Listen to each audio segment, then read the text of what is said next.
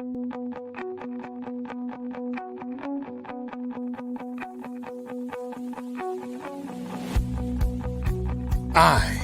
am Black Business. From the moment I wake until the time I sleep. Yes, I am Black Business. I am Black Business. Tell me, are you Black Business? I am Black Business. Do you support Black?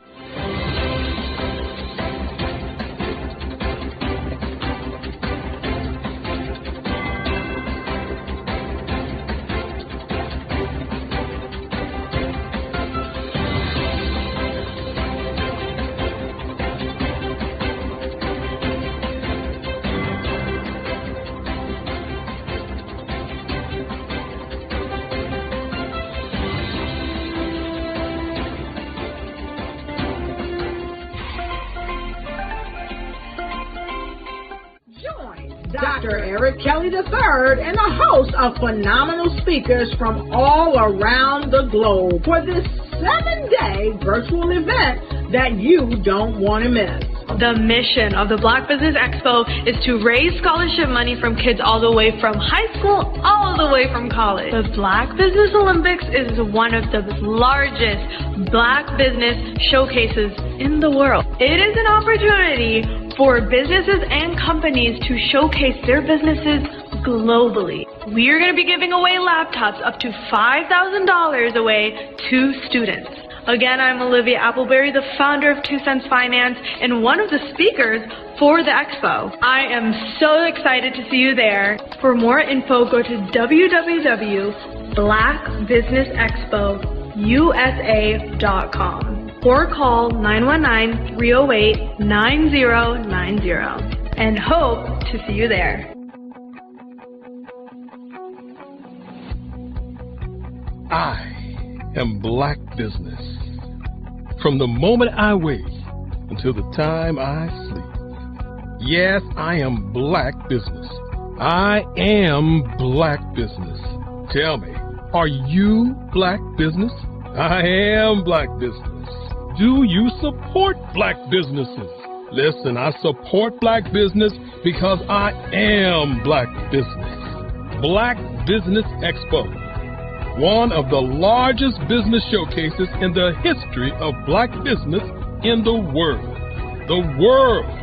Sign up today at www.blackbusinessexpousa.com or call 919-308-9090. I am Black Business. I am Black Business. From the moment I wake until the time I sleep, I am Black Business. I am Black Business. Are you Black Business? I am Black Business. Do you support Black businesses? I support Black business because I am Black business. Black Business Expo, one of the largest business showcases in the history of Black America in North Carolina.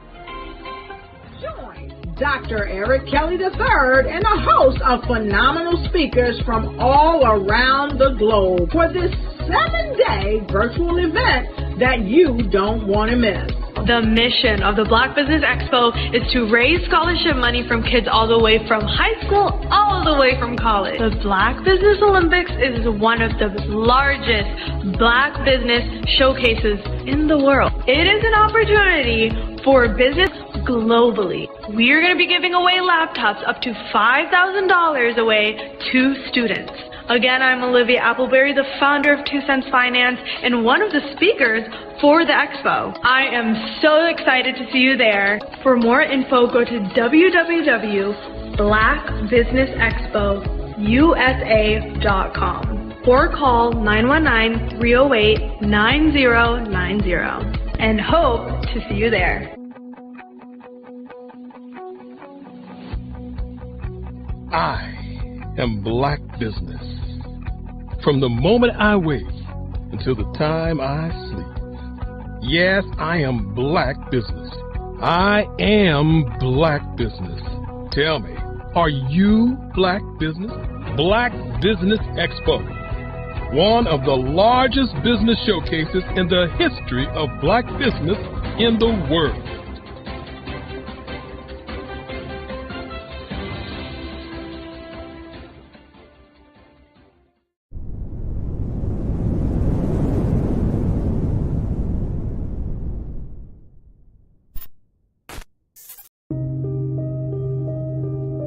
The Black Business Expo is changing my life.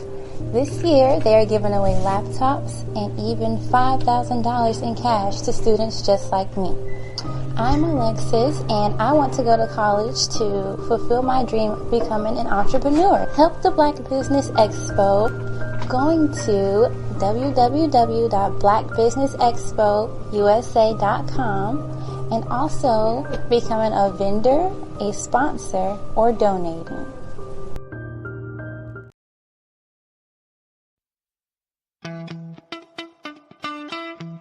How many times have you been asked to help someone you didn't even know, a student, a business entrepreneur, or did you ever even ask, where did they end up? That business, that friend, that entrepreneur. Well, just maybe they ended up in a gang, bankrupt, homeless, or worse, dead. Maybe they turned to crime, drugs, and alcohol. Did you ever wonder? Did you destroy their dream, or was your life always so easy?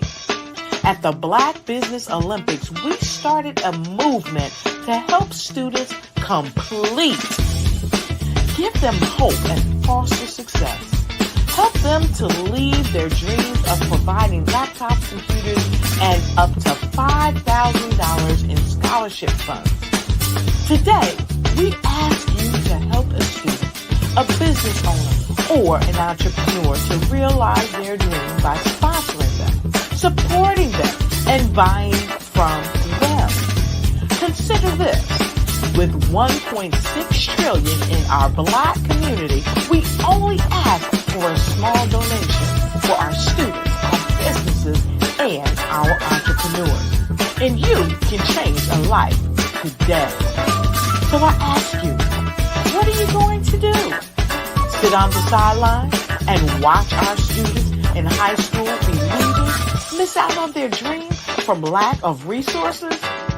Or are you going to donate to the movement and change their future and yours as well?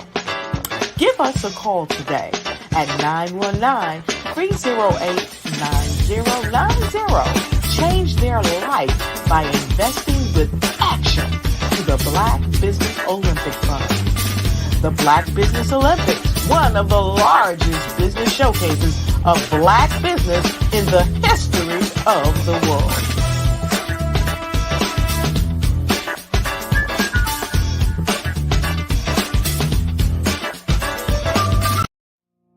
Did you know that approximately 333.34 million businesses exist today, according to a report from 2021? And you may be one of those businesses, or maybe you're not in the business market yet, but you're aspiring to be a business owner. Well, guess what? You're in the right place at the right time. Because let's face it, everything is about timing and opportunity.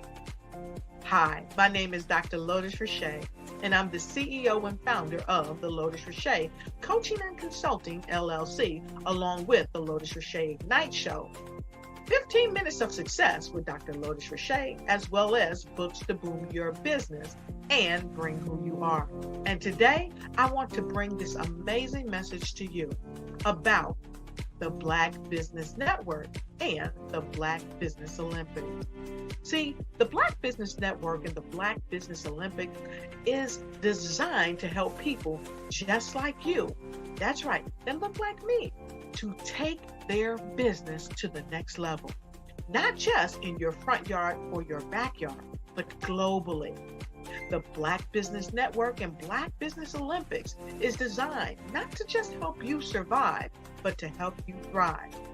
So join us today as we come together with businesses all around the world to support our students, our children, our young teens, our young entrepreneurs. What we do is we come together to help raise funds for students who are aspiring to be business entrepreneurs, who are aspiring and who are thriving in college.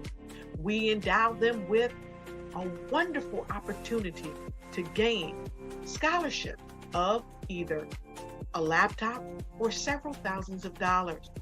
And we invite you to help be a contributor to this amazing opportunity to help someone that looks just like you. So join us today at our website and let us connect with you and help you ignite and take flight in every area of your life on the Black Business Network and the Black Business Olympics.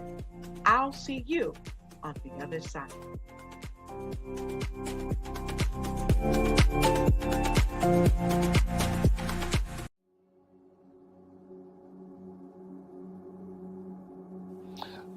I was born and raised in southeastern West Virginia, the coal fields. My father was an AME minister. For me, I was very fortunate. Even though I grew up in the segregated South, I was surrounded by flourishing Black businesses, doctors, lawyers, bankers, dentists. They were all there and they were all successful. And I guess that's part of my dream, is to see that success come back. My name is Joseph Simmons, and I am the founder of the Center for Micro-Entrepreneurial Training. We have this moment in time where we can change the trajectory of people. And our focus is on women, Black and brown entrepreneurs, and their access to capital, their ability to build thriving businesses, the ability to employ people. There's a study that showed that in those three communities, especially Black and brown communities, $1 stays in those communities for 30 minutes. In white community, $1 stays in their communities for 8 hours. So think about it. For you in a Black or brown community to get gas, to get food, to go to a restaurant, you've got to leave your community, take those dollars out of that community and take it to another community that's already being well served. So if we can reverse that, if we can go from 30 minutes to an hour to 2 hours, that's progress. That's what we need to do. I was with SCORE. And then in May of 2020, of course, the events happened in regards to the murder of George Floyd. The other thing that I was experiencing was the denials of federal funds for small businesses. And it revolved around one thing. These businesses were not being prepared for grants and for government programs. And I came up with the idea for the Center for Micro-Entrepreneurial based off those two things. Morgan Stanley had a report out in 2020, first quarter, and it talked about there were three groups that were massively devastated by COVID-19 on their business. That was 1, women, number 2, Black, and number 3, brown entrepreneurs. The research showed that they had less cash on hand, they had less opportunity to go into a bank and get money, and they were very dependent on family and friends to keep their business up and running. If we can focus on those three groups, then we can have a dramatic impact on our communities. Really, the focus is on 3 areas. And those 3 areas are 1, the people, number 2, the courses, and number 3, a support network. Here at CMAT, we will provide you with the fundamentals for generational success. And you will be creating a vibrant community by attending our 5-day immersive training course.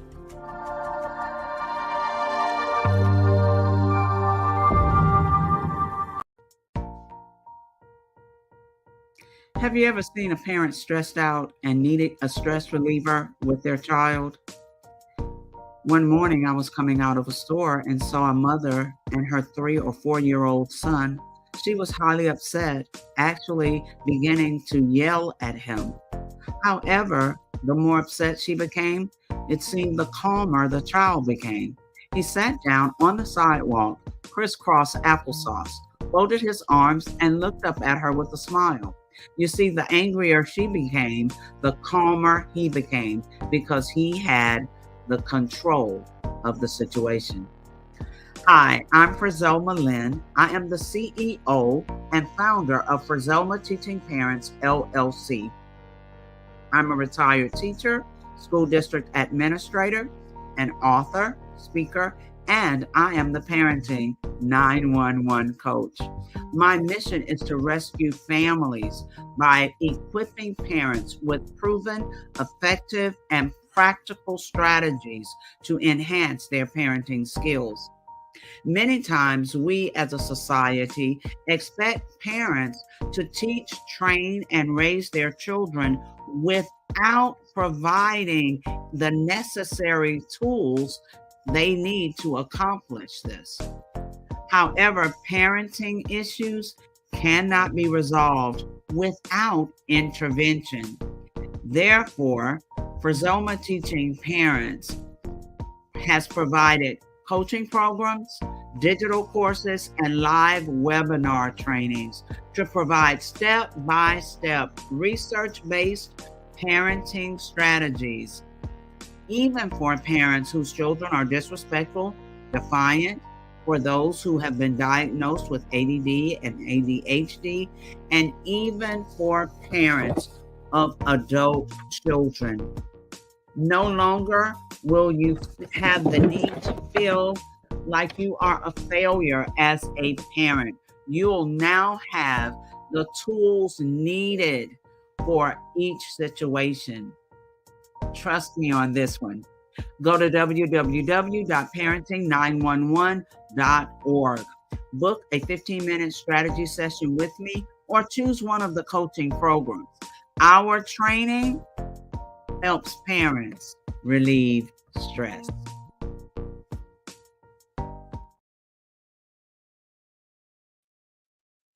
Welcome to the Black Business Network. My name is RJ Stevenson, and I will be your moderator for this afternoon on the Black Business Olympics. The Black Business Olympics is a network for business leaders, entrepreneurs, thought leaders, and innovators. My name again is RJ Stevenson. I'm the creator and CEO of the Creative Concepts, Production, and Design. I'm your business moderator. We have speakers from North Carolina, London, Singapore, Africa, Japan, and cities all over the United States.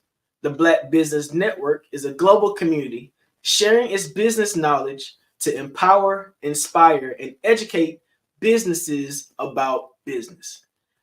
Your first speaker for this afternoon is me, RJ Stevenson.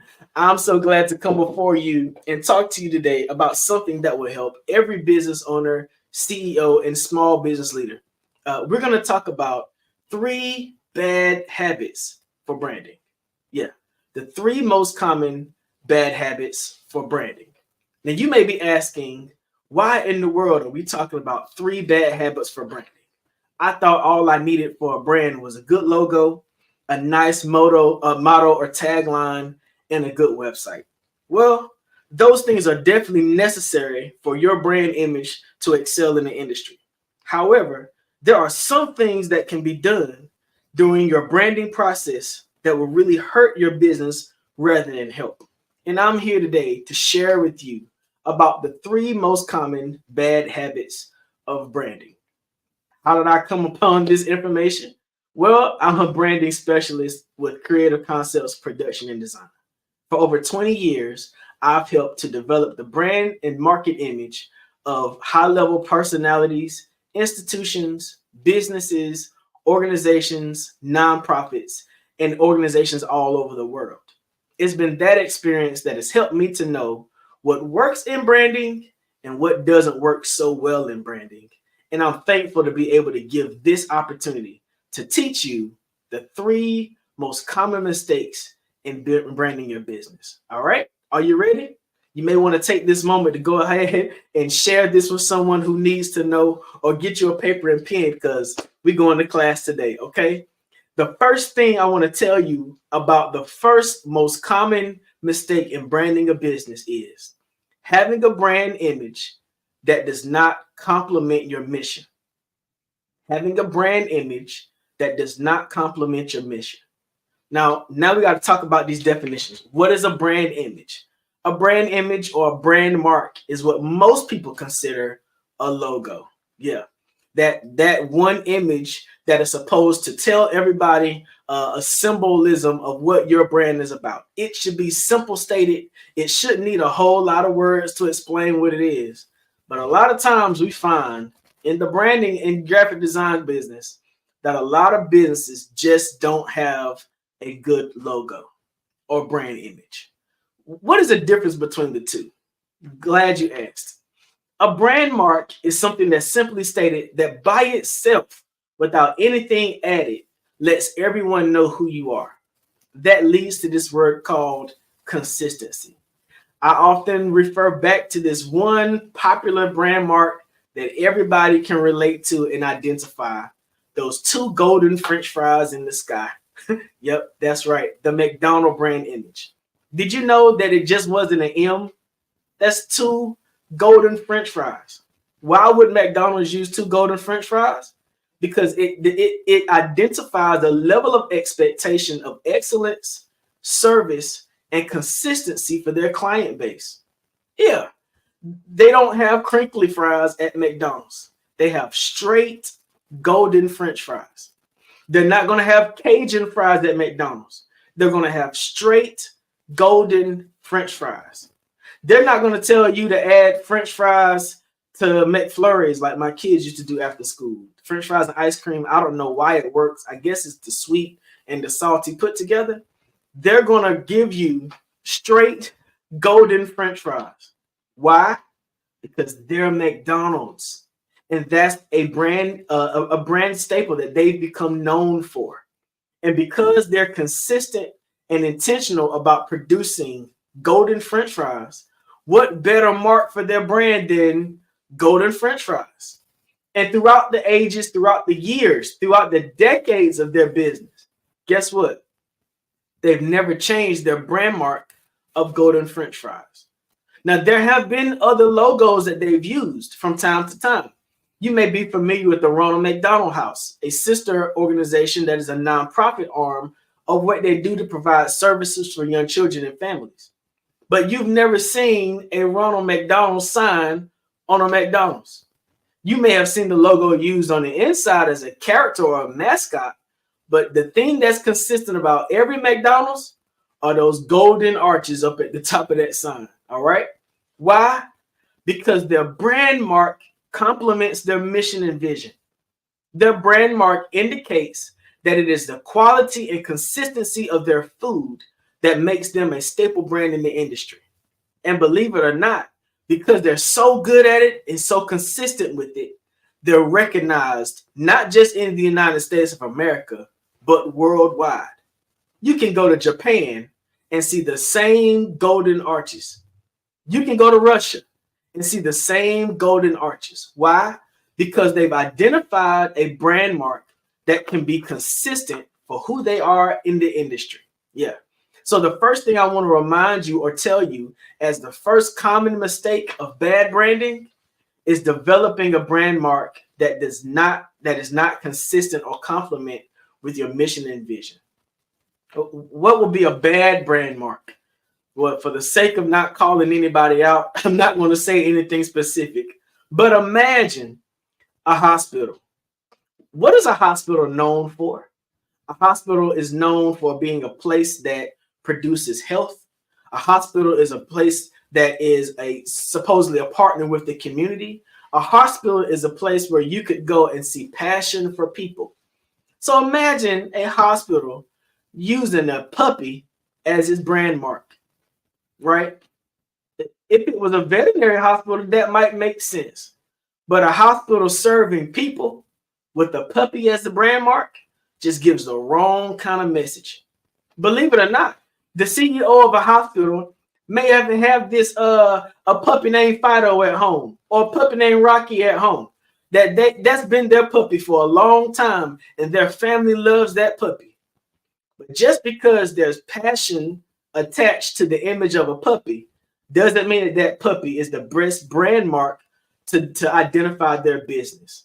So sometimes in business, you have to make decisions based on what complements your mission and vision rather than just having an image that you like. So keep that in mind when developing your brand image, that your brand mark should definitely complement your mission and vision of your industry. Yeah. What's the first bad mistake in branding? Having a brand mark that does not complement your business. Man, I'm glad I got that out of the way. Them's golden arches are starting to make me hungry. It's lunchtime. The second most common brand mistake is this: misrepresenting your brand on social media. Ooh, I know that might have hit sort of hard. What do I mean by misrepresenting your brand on social media? You know, social media is a very interesting animal, right? We call it an animal because we really don't know how it's going to flow. One day the algorithms go to the left, one day the algorithms go to the right. And if you're not careful, you'll use social media in a way that it was never intended and not get the results that you want. What do I mean by misrepresenting your brand on social media? Well, the thing about social media is it's supposed to be social. It identifies and works best off of identifying and following trends. Well, every trend isn't good for your business. So, there's all these challenges that we find out about on social media, on TikTok, which flows over to Instagram and definitely flows over to Facebook. Well, sometimes you got to be careful about what information you put out there for the general public to see. Because guess what? As a business owner, normally you are the first brand. As a business owner, if you're a designer and you design fashion and design clothes, people are going to first look at what you're wearing to decide whether or not they're going to participate in your fashion or your styling. So if I find out that your name is the brand of your company, if I Google your name, I know you want me to find the company page, but I'm also going to find your profile. And when I find your profile, I know that's your own personal business. I know that you choose to go where you want to go and you choose to wear what you want to wear. But guess what? As a small business or corporation owner, you are that brand. And a lot of the things that we might see on your social media may be a little bit confusing about the mission and vision of your brand. And so when I go to your branding website, does what you show on your website, those stock images you may have chosen just to get started and never went back to replace them with actual images that complement your brand, does the stuff that's on your social media misrepresent your brand? Think about this. Think about a person who tagged your brand in their own personal post. They tagged your brand. You're excited because this is going to allow their network and their contacts to find out about the goods and services and products that you have to offer. But the language that they use might not be well received by all communities. Man, that's a major misrepresentation of your brand. That means that a person may associate the message that person said and how that person said it with what your brand represents. How do you fix that? Glad you asked. You might want to make certain that on your social media, you use the setting that allows you to approve posts to be tagged and added to your pages. That way, you can be responsible for the things and messages that are associated with your brand. Maybe you've used a certain material in your clothing if you're a designer, or a certain material in the process of developing your products that all people might not be welcoming of. There are organizations that are out there looking and combing through to make sure that certain animals are protected, that certain plants are protected. And your brand may have used a item or a texture or a piece of fabric or a material that may have been sort of harmful to certain people. You want to make certain that if that is to happen, that you do damage control quickly, that you make sure that you disassociate your brand from anything that might be damaging. I mean, listen, I'm a church boy, all right? And I'm not here to preach, but I will give an example, right? There are certain individuals that show clips and stuff from their churches that will make everybody never want to attend. Man, imagine inviting somebody to your family reunion and your cousin and them put up a post about your family reunion that will make your company feel not so comfortable if they came along with you. Let me tell you how I'm talking about. You know what it used to be like when people would call your house phone, remember house phones, and your mama would pick up that house phone and say something to your friend that might embarrass you? That's what I mean by having situations that misrepresent your brand.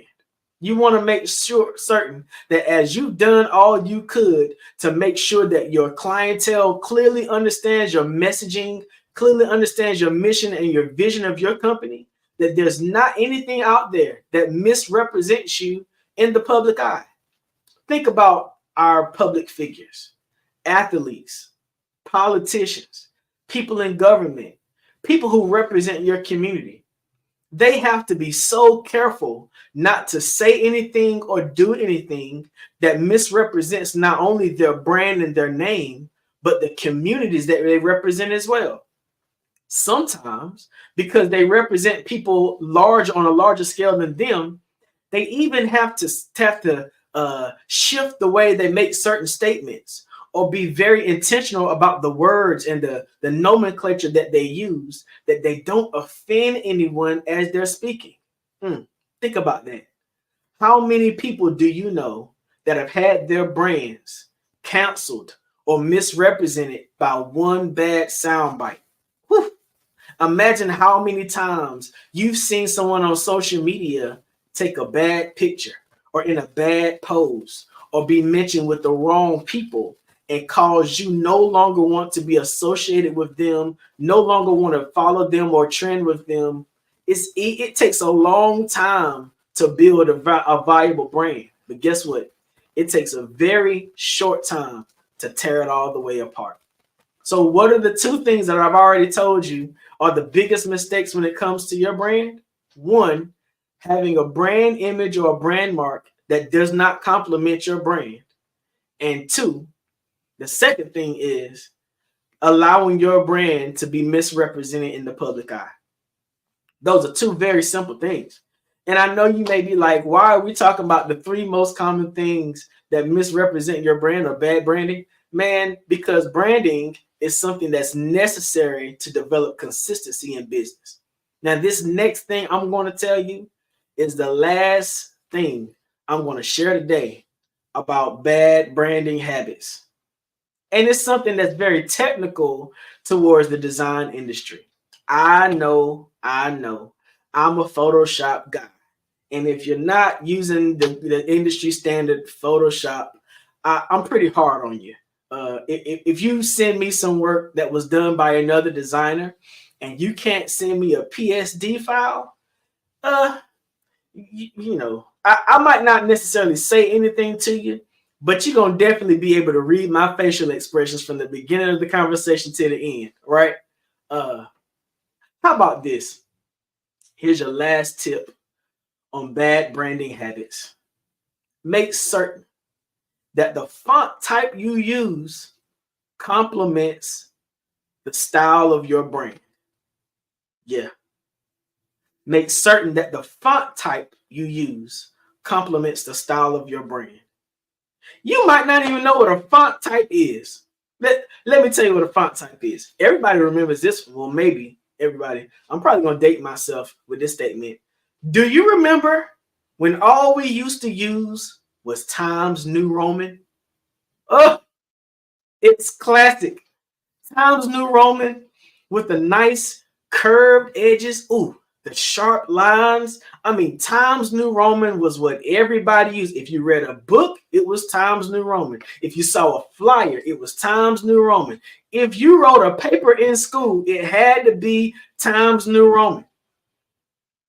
What else was about that Times New Roman? It had to be what? 12-point font. That's right. That was the standard. Times New Roman and 12-point font. Well, at a certain place in my design career, all I used was Times New Roman because that's all I knew. Then I started finding out about other font types.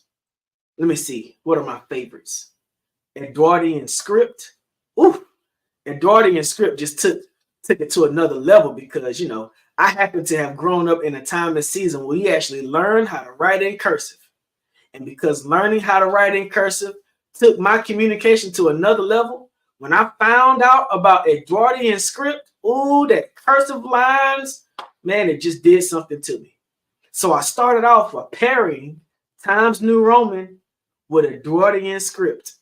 Then, when I moved from handwriting and word processing over to Microsoft Word, I found out about this other font type called Arial. Remember Arial? Arial used to be the default font on Microsoft Word. Man, Arial had those smooth lines. It didn't have the extra stuff. I'll call it stuff now. I'll tell you what it is later. It didn't have the extra stuff that Times New Roman had. It didn't seem as classic. It was more contemporary, but it wasn't as cursive as Edwardian script. So Arial became my thing. Think about that. The combination of Times New Romans, Edwardian script, and Arial, man, I knew 3 fonts and I thought I was doing something. Until I started doing some design work, and I would show people the flyer and I would ask them to read it. Man, there was so much text on the flyer that it overpowered all the images. Oh yeah, there was so much information on the flyer. The who, what, when, where, why, and then a whole novel of a description under it. Then you got to talk about parking. Then you got to talk about tickets. Then you got to talk about, you got a whole bio of the individual who's up there. I just didn't know no better. Let me tell you, as I'm talking you through this third bad habit of branding, using fonts that do not complement your brand image, let me tell you, there were a lot of things that I needed to know about the theory of design. It was more than having access to Photoshop. It's more than being able to pull up a program and make a nice picture. Listen, if you have a design that is a staple image, you got to understand what the design is for. Are you communicating about an event? Are you communicating about the image or motto or mission of a brand? If so, you want to go back to English class and be reminded that your teacher tried to teach you about being clear and concise with your messages. Yes, clear and concise. That's the third C word. Now we've had consistency, we've had clear and concise. Man, if somebody had told me that about branding and design earlier on, I would have been so much further along in my career. Because think about this. I design billboards. You're driving by a billboard in your car. You look up at this billboard, and as a business owner or marketing executive, you put so much budget into that billboard. You had to figure out exactly which billboard location would work good for you. You try to figure out what was the best billboard for the number of impressions, how many people drove by the billboard at noontime, how many people saw the billboard during the day. But if you put too much information on that billboard, nobody will ever read it. That's right. When we talk about design, you really have about 5 seconds of impression for a design. Yep.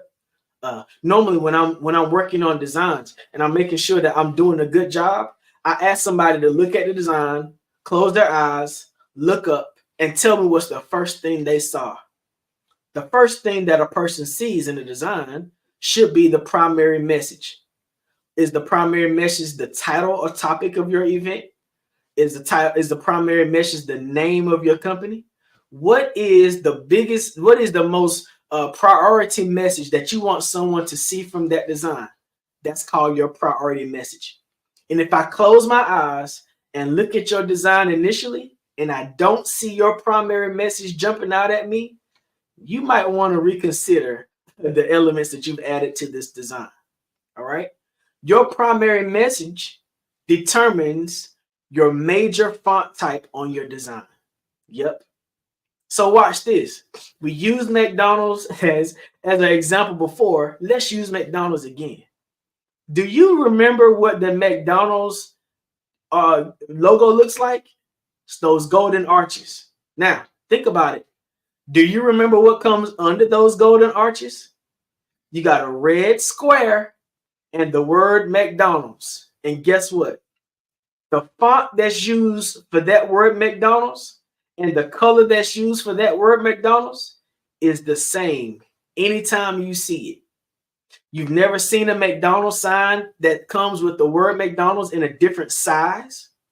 It's always consistent, clear, and concise. Yep. That McDonald's font type does not change. If you see the word McDonald's translated into Japanese, guess what? It's going to have that same font type. It's going to have that same font size, and it's going to have that same font color because they have been consistent about their brand. All right. So the thing that you want to do is identify your primary branding font. All right.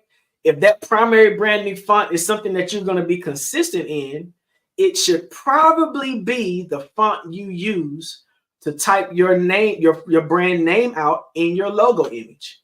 Yeah. You look above my head. It says Black Business Network. As often as I've seen Black Business Network on any of the designs for our network, guess what? It's consistent. You're always going to see Black Business Network in the font you see above. It's not going to deviate. It's not going to change. You know why? Because Dr. Eric Kelly III was intentional about branding the Black Business Network. Why is that so important? Because by the time you've seen the Black Business Network and you've heard, I am Black business, from the time I wake up to the time I go to bed at night, I am Black business. How do I remember that? Because it's consistent, clear, and concise messaging. I know that when I come to the Black Business Network, I better wear something that coordinates with the colors black, red, and white. Why? Because those are the branded colors of the Black Business Network. And guess what? If you ever get an opportunity to see Dr. Eric Kelly III, guess what he's probably going to be wearing? Red, black, and white. Why? Because he recognizes that he is the first branding element of the Black Business Network. He's been intentional, he's been concise, he's been clear, and committed to his messaging. This is what I'm trying to tell you. The 3 basic bad habits of branding is: 1, you want to make sure that your logo or your brand mark complements your business. You might want to go back and reconsider. I know. The second most common bad habit for business branding is you want to make certain that you're not misrepresenting your brand on social media. Yeah, it happens that way sometimes. The third thing you want to do to make sure that you don't have bad habits in branding is choose a consistent font type that complements your brand. Now, I know that some of you may be challenged by what I just said because, you went on Canva and you made this nice font. You made this nice brand image. You've got it on your business cards. Man, you've got it on your clothes. You've got your polo shirts done with your brand and you're proud of it. And I applaud you because it takes a lot to build a brand. But I still want you to consider that your brand mark needs to be complementary to your brand. I still want you to consider that what you put on your social media needs to not misrepresent your brand. And I want you to consider them 3 font types, that primary, that secondary, and that third font type. I want you to make sure that they're consistently used in your brand. Now, I know I've given you 3 things to consider, and I wouldn't come here and pose a problem to you and not provide you with a solution. Creative concepts, production, and design is your solution for specializing in branding. All right. Let me take a moment to sit down with you and take your brand to the next level. We offer film, we offer design, we offer photos, we offer websites that can take your brand image to the next level. Oh, I've had the opportunity to do some major business when it comes to developing the brand and marketing image for companies, persons, and businesses throughout the world. But I want to help you. I want to help you as a Black business owner allow your brand to be seen in the same market viability as your competitors. I recently transitioned back to North Carolina.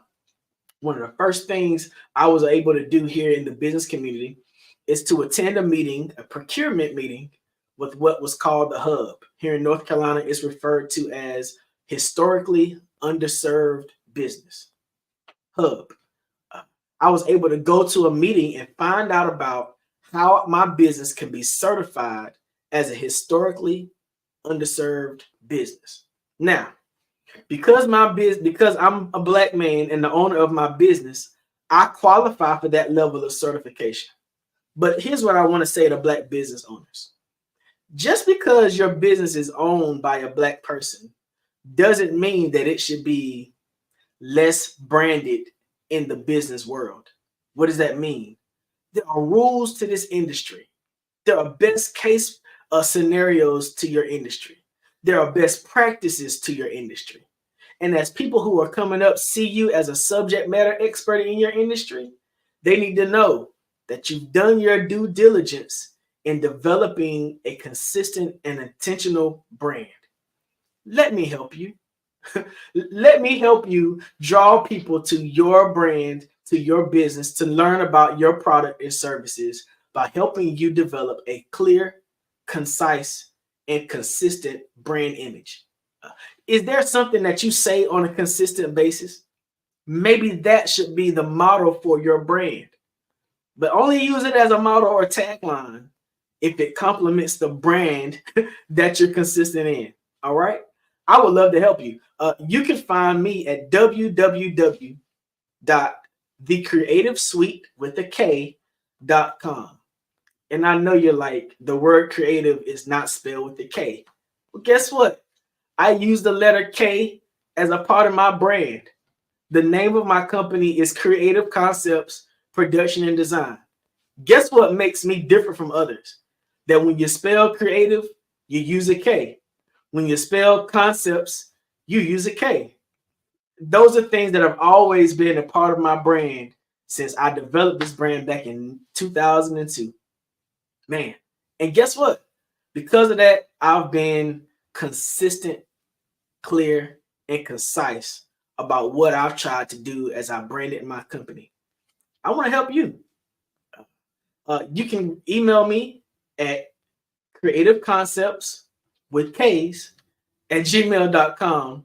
You can also find out more about what I do in the branding and production and design world at rjstevenson.com. Now, let's go back over this class. What are the things we learned today? The 3 most common bad habits of branding.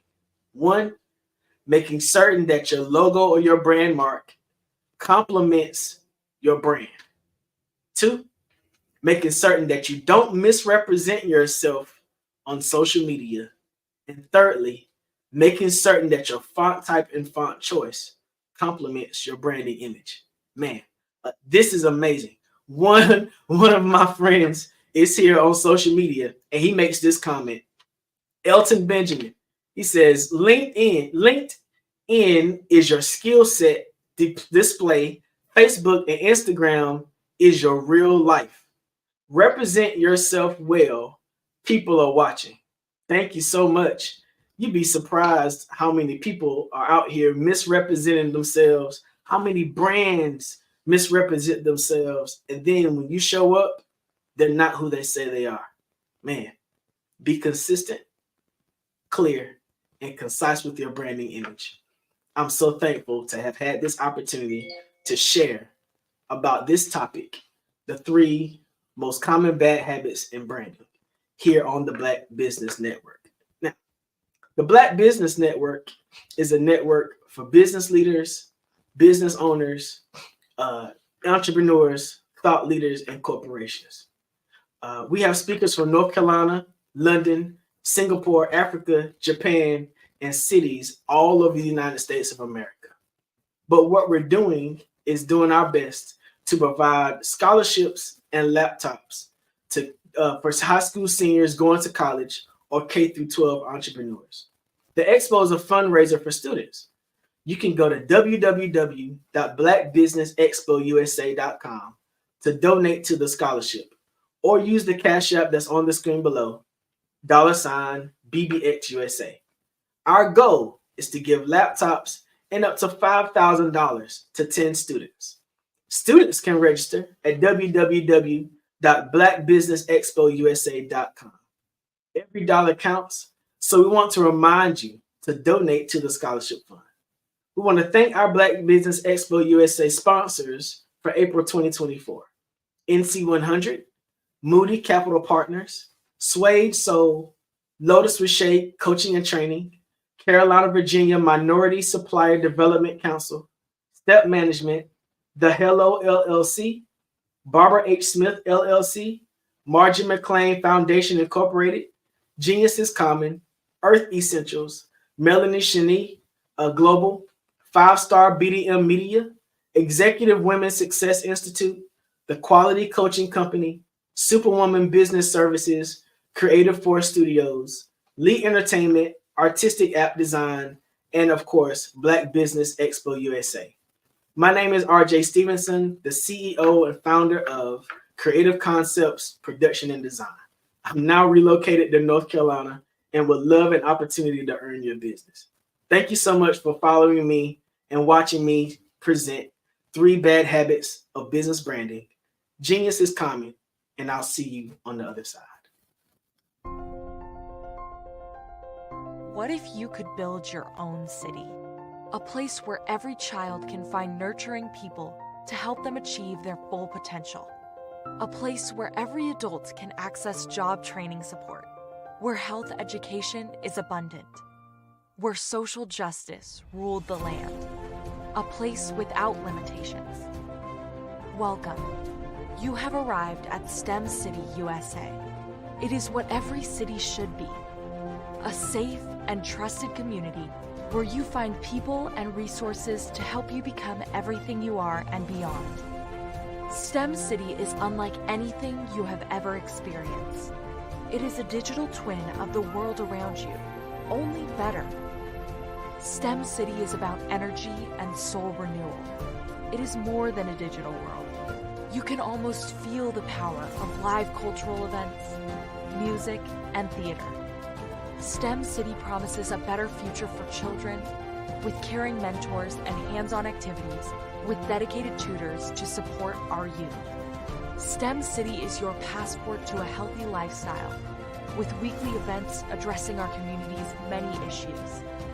STEM City is your financial well-being with helpful information on wealth management, career advancement, job training, and so much more.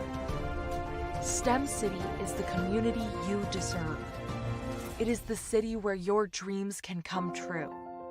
STEM City USA, a place in the sky that is accessible to all who reach for the stars.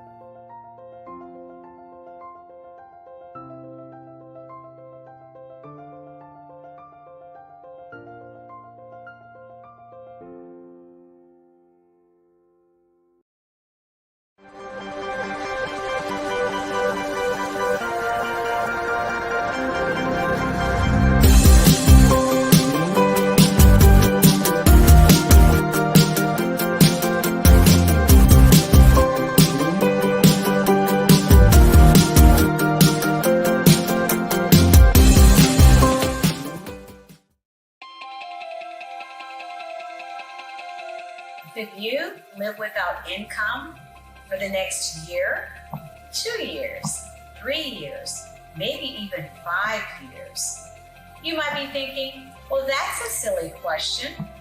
Well, is it?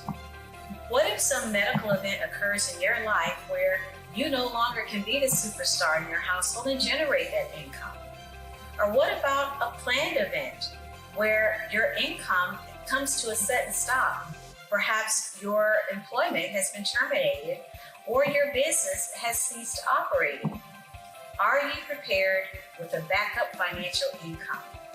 Or what about those voluntary events in life where you decide it's time to disconnect, perhaps retire, stop working? Do you have a backup income plan or something in place? I'm Sabrina Protic, your financial coach, helping you develop an income plan. Your financial tomorrow depends on what you do today. Connect with me for a bright and secure financial future.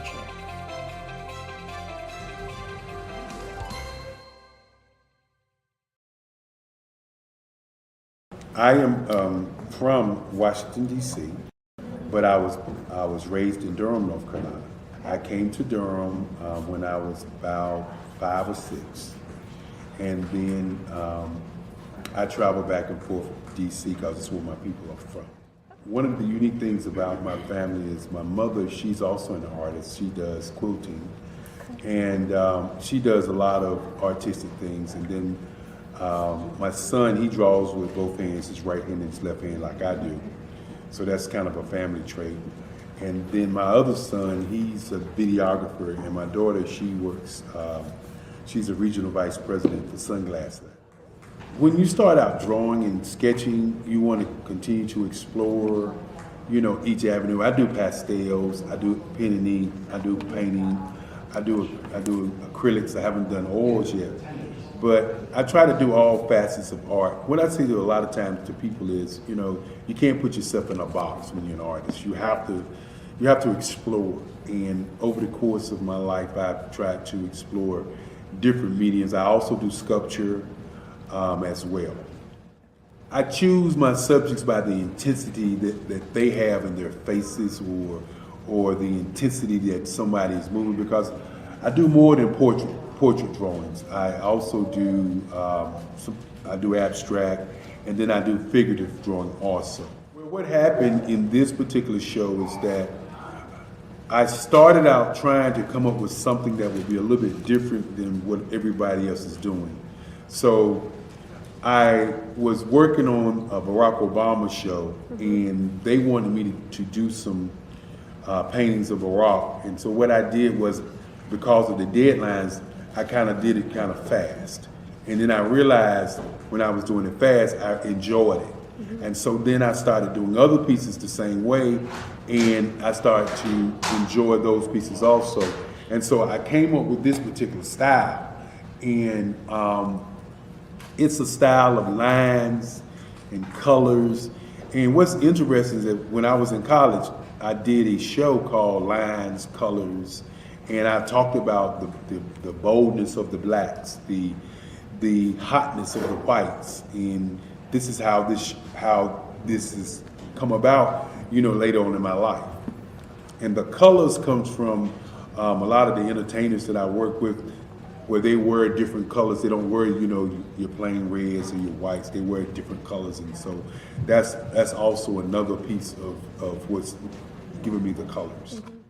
The subtitle of this show is Faces That Speak Life. That's real critical. Faces that speak life. Each one of these pieces is a life source and a life energy that's being put on display for people that are looking at them. I always say in terms of my art, it's not important that I draw them. It's important what you get out of what I draw. I don't try to just draw it because you like it. People wanted me to do prints. I didn't do prints. People asked me to do different people, but the people that I choose are people that make a difference in the lives of people in the world. So the human landscape idea was, again, as I say, the lines represent your emotions, it represents your ideas, and it represents your journey as a human being. And that's why you get the different pieces and the different looks. And as you notice, I try not to do one look that looks alike another look. And that's what's the most important part of this show.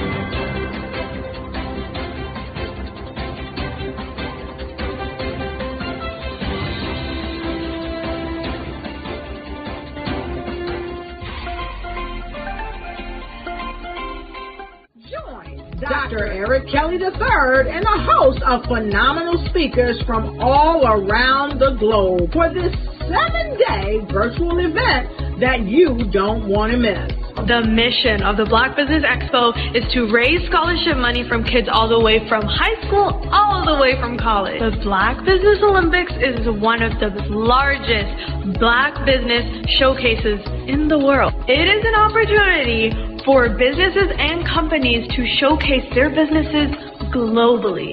We are going to be giving away laptops up to $5,000 away to students.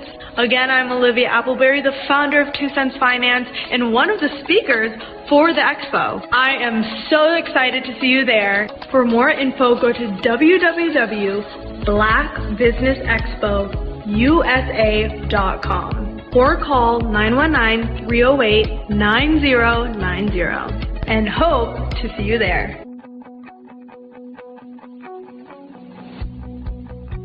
I am Black Business. From the moment I wake until the time I sleep. Yes, I am Black Business. I am Black Business. Tell me, are you Black Business? I am Black Business. Do you support Black businesses? Listen, I support Black business because I am Black Business. Black Business Expo, one of the largest business showcases in the history of Black business in the world. The world!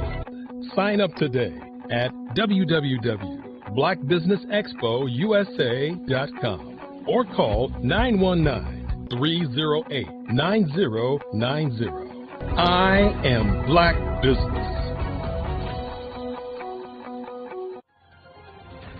I am Black Business. From the moment I wake until the time I sleep, I am Black Business. I am Black Business. Are you Black Business? I am Black Business. Do you support Black businesses? I support Black business because I am Black Business. Black Business Expo, one of the largest business showcases in the history of Black America in North Carolina. Join Dr. Eric Kelly III and a host of phenomenal speakers from all around the globe for this 7-day virtual event that you don't want to miss. The mission of the Black Business Expo is to raise scholarship money from kids all the way from high school all the way from college. The Black Business Olympics is one of the largest Black business showcases in the world. It is an opportunity for businesses and companies to showcase their businesses globally. We are going to be giving away laptops up to $5,000 away to students.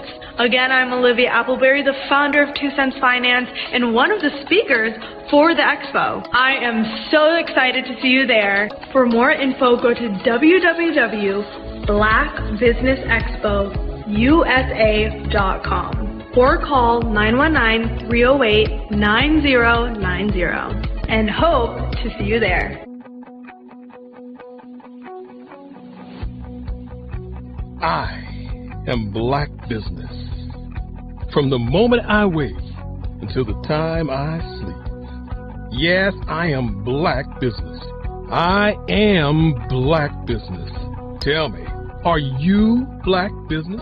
Black Business Expo, one of the largest business showcases in the history of Black business in the world.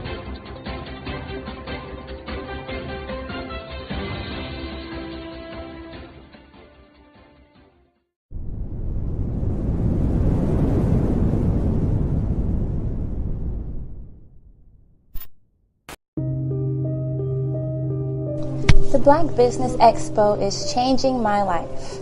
This year, they are giving away laptops and even $5,000 in cash to students just like me. I'm Alexis, and I want to go to college to fulfill my dream of becoming an entrepreneur. Help the Black Business Expo going to www.blackbusinessexpousa.com and also becoming a vendor, a sponsor, or donating.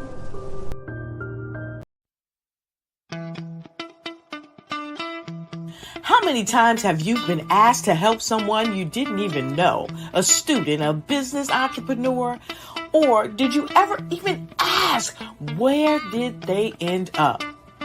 That business, that friend, that entrepreneur. Well, just maybe they ended up in a gang, bankrupt, homeless, or worse, dead. Maybe they turned to crime, drugs, and alcohol. Did you ever wonder?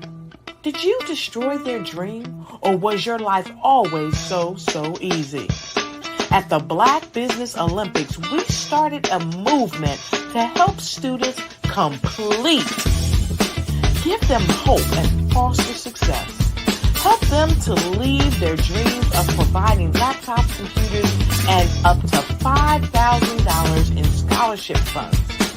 Today, we ask you to help a student, a business owner, or an entrepreneur to realize their dream by sponsoring them, supporting them, and buying from them.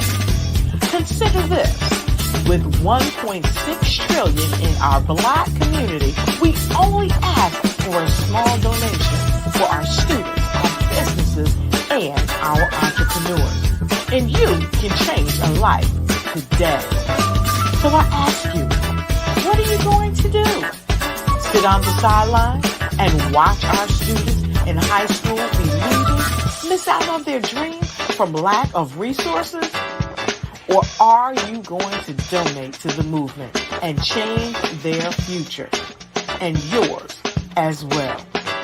Give us a call today at 919-308-9090. Change their life by investing with action to the Black Business Olympic Fund. The Black Business Olympics, one of the largest business showcases of Black business in the history of the world.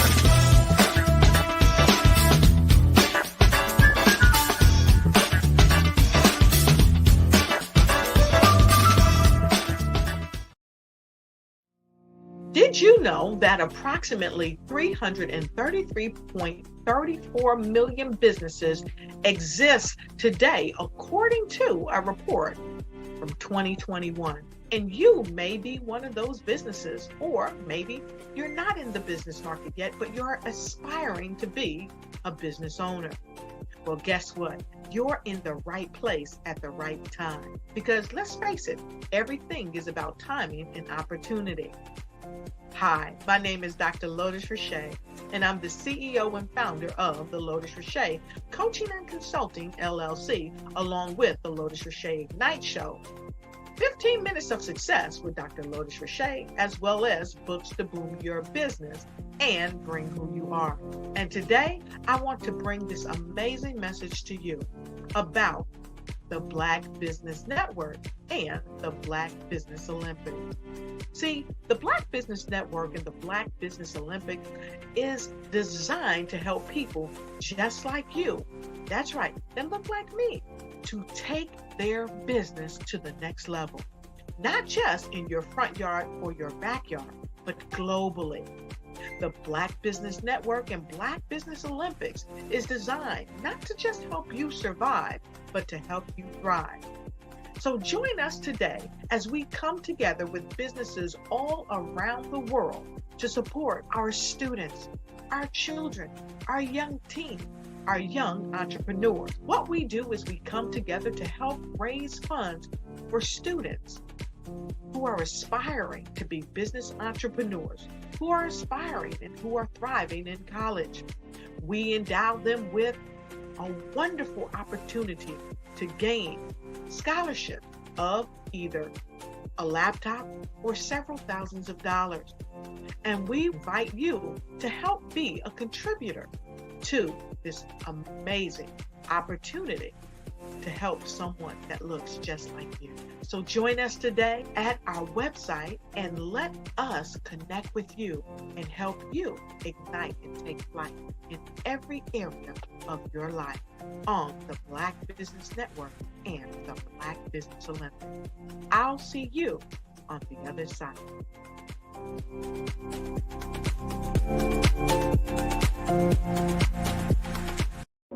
Ladies and gentlemen, and fellow professionals, please allow me to introduce myself. I am David Jones, the co-founder and CEO of the Hello LLC, where I am passionately dedicated to guiding individuals and businesses toward their own return on time investment. Time is my only competition. With over 20 years of experience as a corporate C-level executive, I bring a wealth of knowledge and expertise to the Hello LLC. My career journey has been marked by a relentless pursuit of excellence in marketing, strategy, and business management leadership. I have had the privilege of working with renowned Fortune 500 companies such as Xerox, American Airlines, Hilton, and Geico. However, what truly drives me is the transformational work we do at the Hello LLC. We are pioneering a new approach to business in the metaverse, where we empower businesses and individuals to build strong foundations, automate their processes and systems, while thriving in the ever-evolving digital landscape. More than just a 3D digital marketing agency, the Hello LLC is truly a community built on love, kindness, and integrity. We want more for you than from you. As I often say, collaboration is the new competition. In an era where time is the most precious commodity, I am here to guide you toward your own return on time investment, because if time was sold in stores, it would be sold out. With a deep commitment to excellence and a strong belief in the power of community, I don't just lead a company, I lead a movement into the future of business.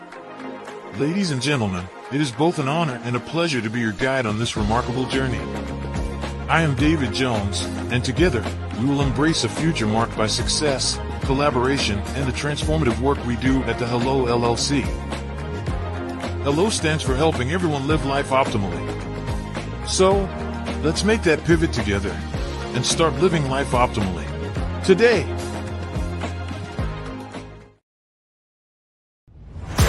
Social media is evolving. It's more vibrant, more colorful, more energetic, and so are you. It's not just photos anymore. It's video, it's audio, it's subscriptions. And now there's Fanbase, a new monetized social network. Fanbase delivers the complete native app experience with full content monetization for every user. No algorithms that shadow ban your engagement or growth, and no ads. Follow anyone for free and subscribe directly to your favorite creators for $4.99 a month. Plus, show some love by tipping on any post. Also, make a Fanbase page and monetize your content the same way. Finally, connect with your followers by posting the amazing content you already create. And now, get paid for it. It's time to energize and monetize, because everyone's a fan of something and everyone has a fan base.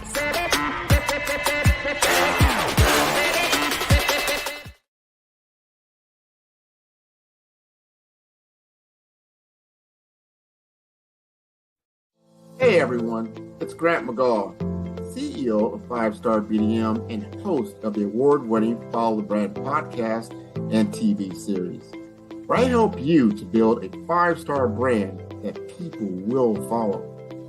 My genius is personal brand development through intelligent communication and helping you achieve your business and career goals. I am a requested speaker on digital technology and brand development issues. I want to work with you to increase the value of your current opportunities while attracting new ones. Every one of you is unique, and we all share challenges that can be addressed through smart branding. As a super connector, I work with you as an executive coach to guide you along the complicated business and career development road, providing the enhancement tools and information you need to succeed. Together, I will help you succeed in today's challenging business climate. I will evaluate and measure your progress. Best of all, I am right alongside you every step of the way. Build the brand called you. Genius is coming.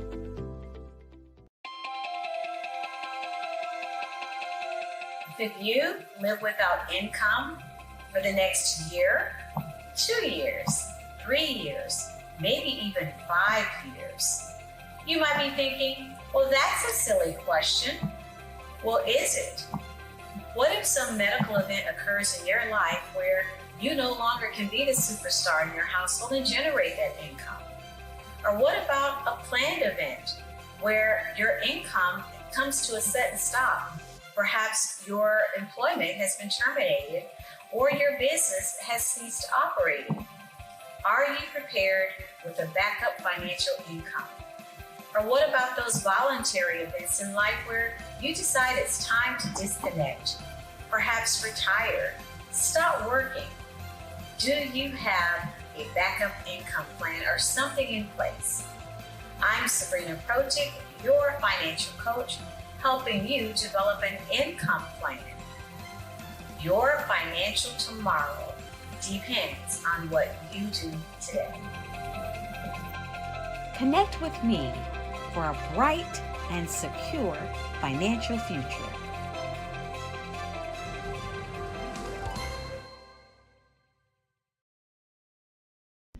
Why do I do what I do? You know, my life coach asked me that a few years ago. And she said, Tony, what's your why? And I told her, and she said, girl, you've already accomplished that. Perhaps you need a new why. Hi, Tony Harris, Amy Hoydu with Say It Said Marketing, one of your students. And just wanted to say thank you, Tony Harris, for spending so much time with me and giving me that boost in my business that I so drastically needed.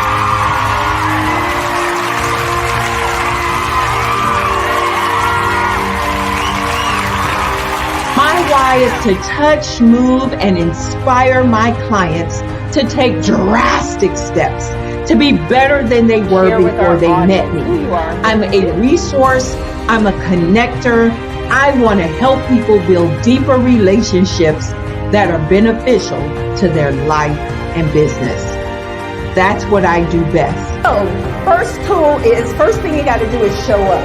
And speaking is a way to magnetically attract your ideal client to you. How many of you use social media that way?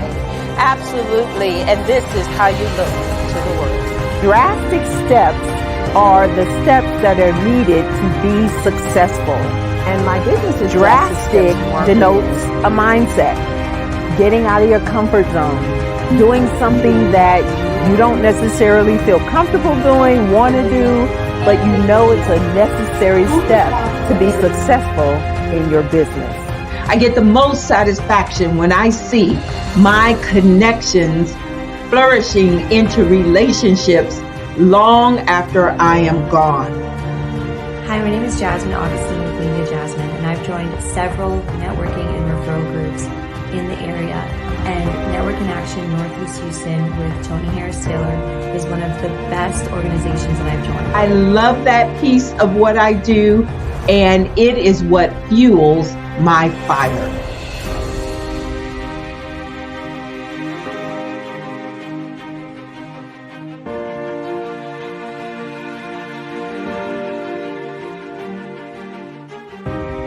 My name is Tony Harris Taylor, saying take a drastic step today for a fantastic tomorrow.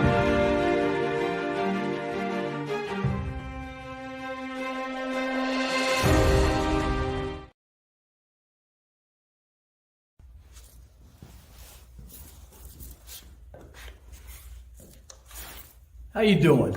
I'm Rodney Allen Rippey. Yeah, the child actor. Well, now, leading man.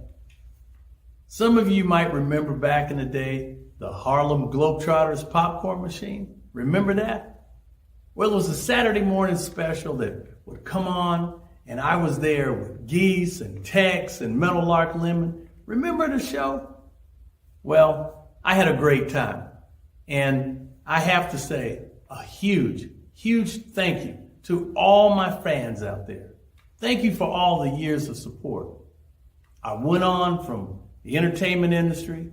I started getting into producing and directing. And now, hey, here I am.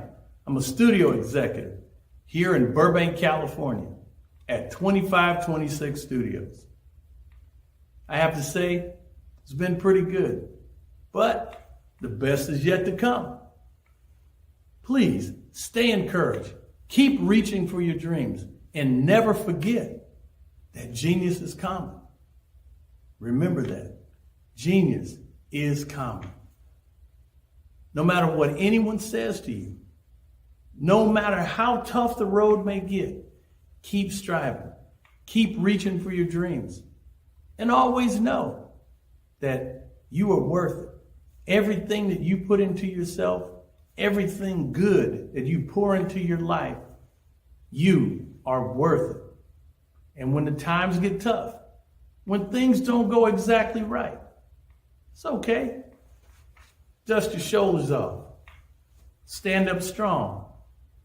And remember, genius is common.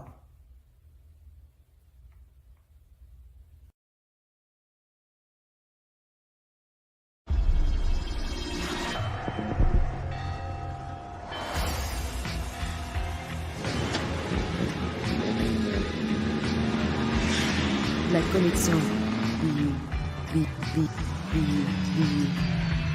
La connexion.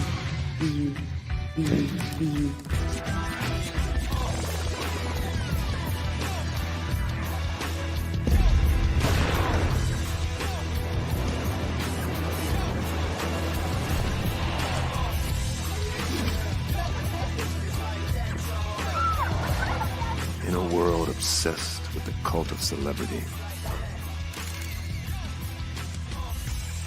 I challenge you not to aspire to anyone else's greatness, but instead strive to reveal and ignite the greatness within you.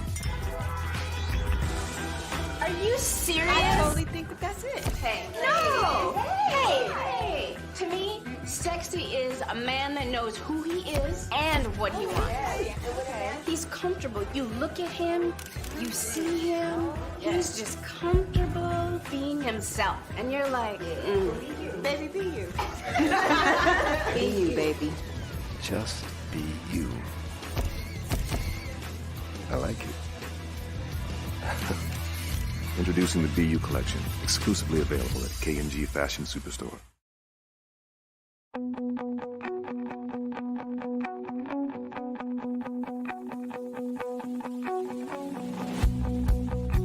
I am Black Business. From the moment I wake until the time I sleep. Yes, I am Black Business. I am Black Business. Tell me, are you Black Business? I am Black Business. Do you support Black businesses? Listen, I support Black business because I am Black Business. Black Business Expo, one of the largest business showcases in the history of Black business in the world. The world. Sign up today at www.blackbusinessexpousa.com or call 919-308-9090. I am Black Business.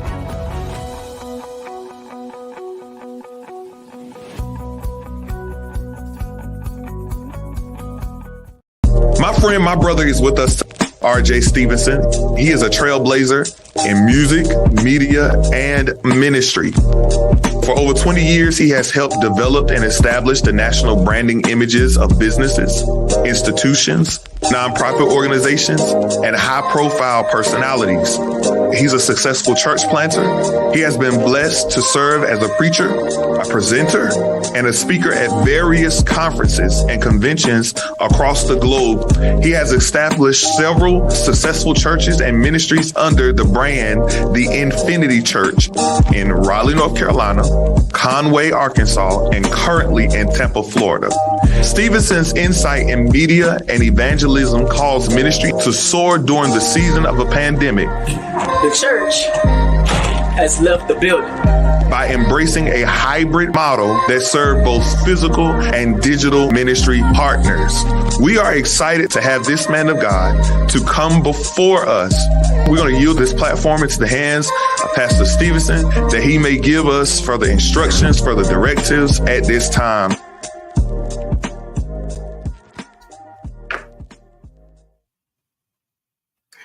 Good afternoon, business owners, entrepreneurs, thought leaders, corporations. Welcome again to the Black Business Network. My name is RJ Stevenson, CEO of Creative Concepts Production and Designs. I am your business moderator for this afternoon on the Black Business Network. The Black Business Network is a 24-hour business network showcasing Black businesses, business owners, entrepreneurs, and thought leaders worldwide. We have speakers from North Carolina, London, Singapore, Africa, Japan, and cities all over the United States.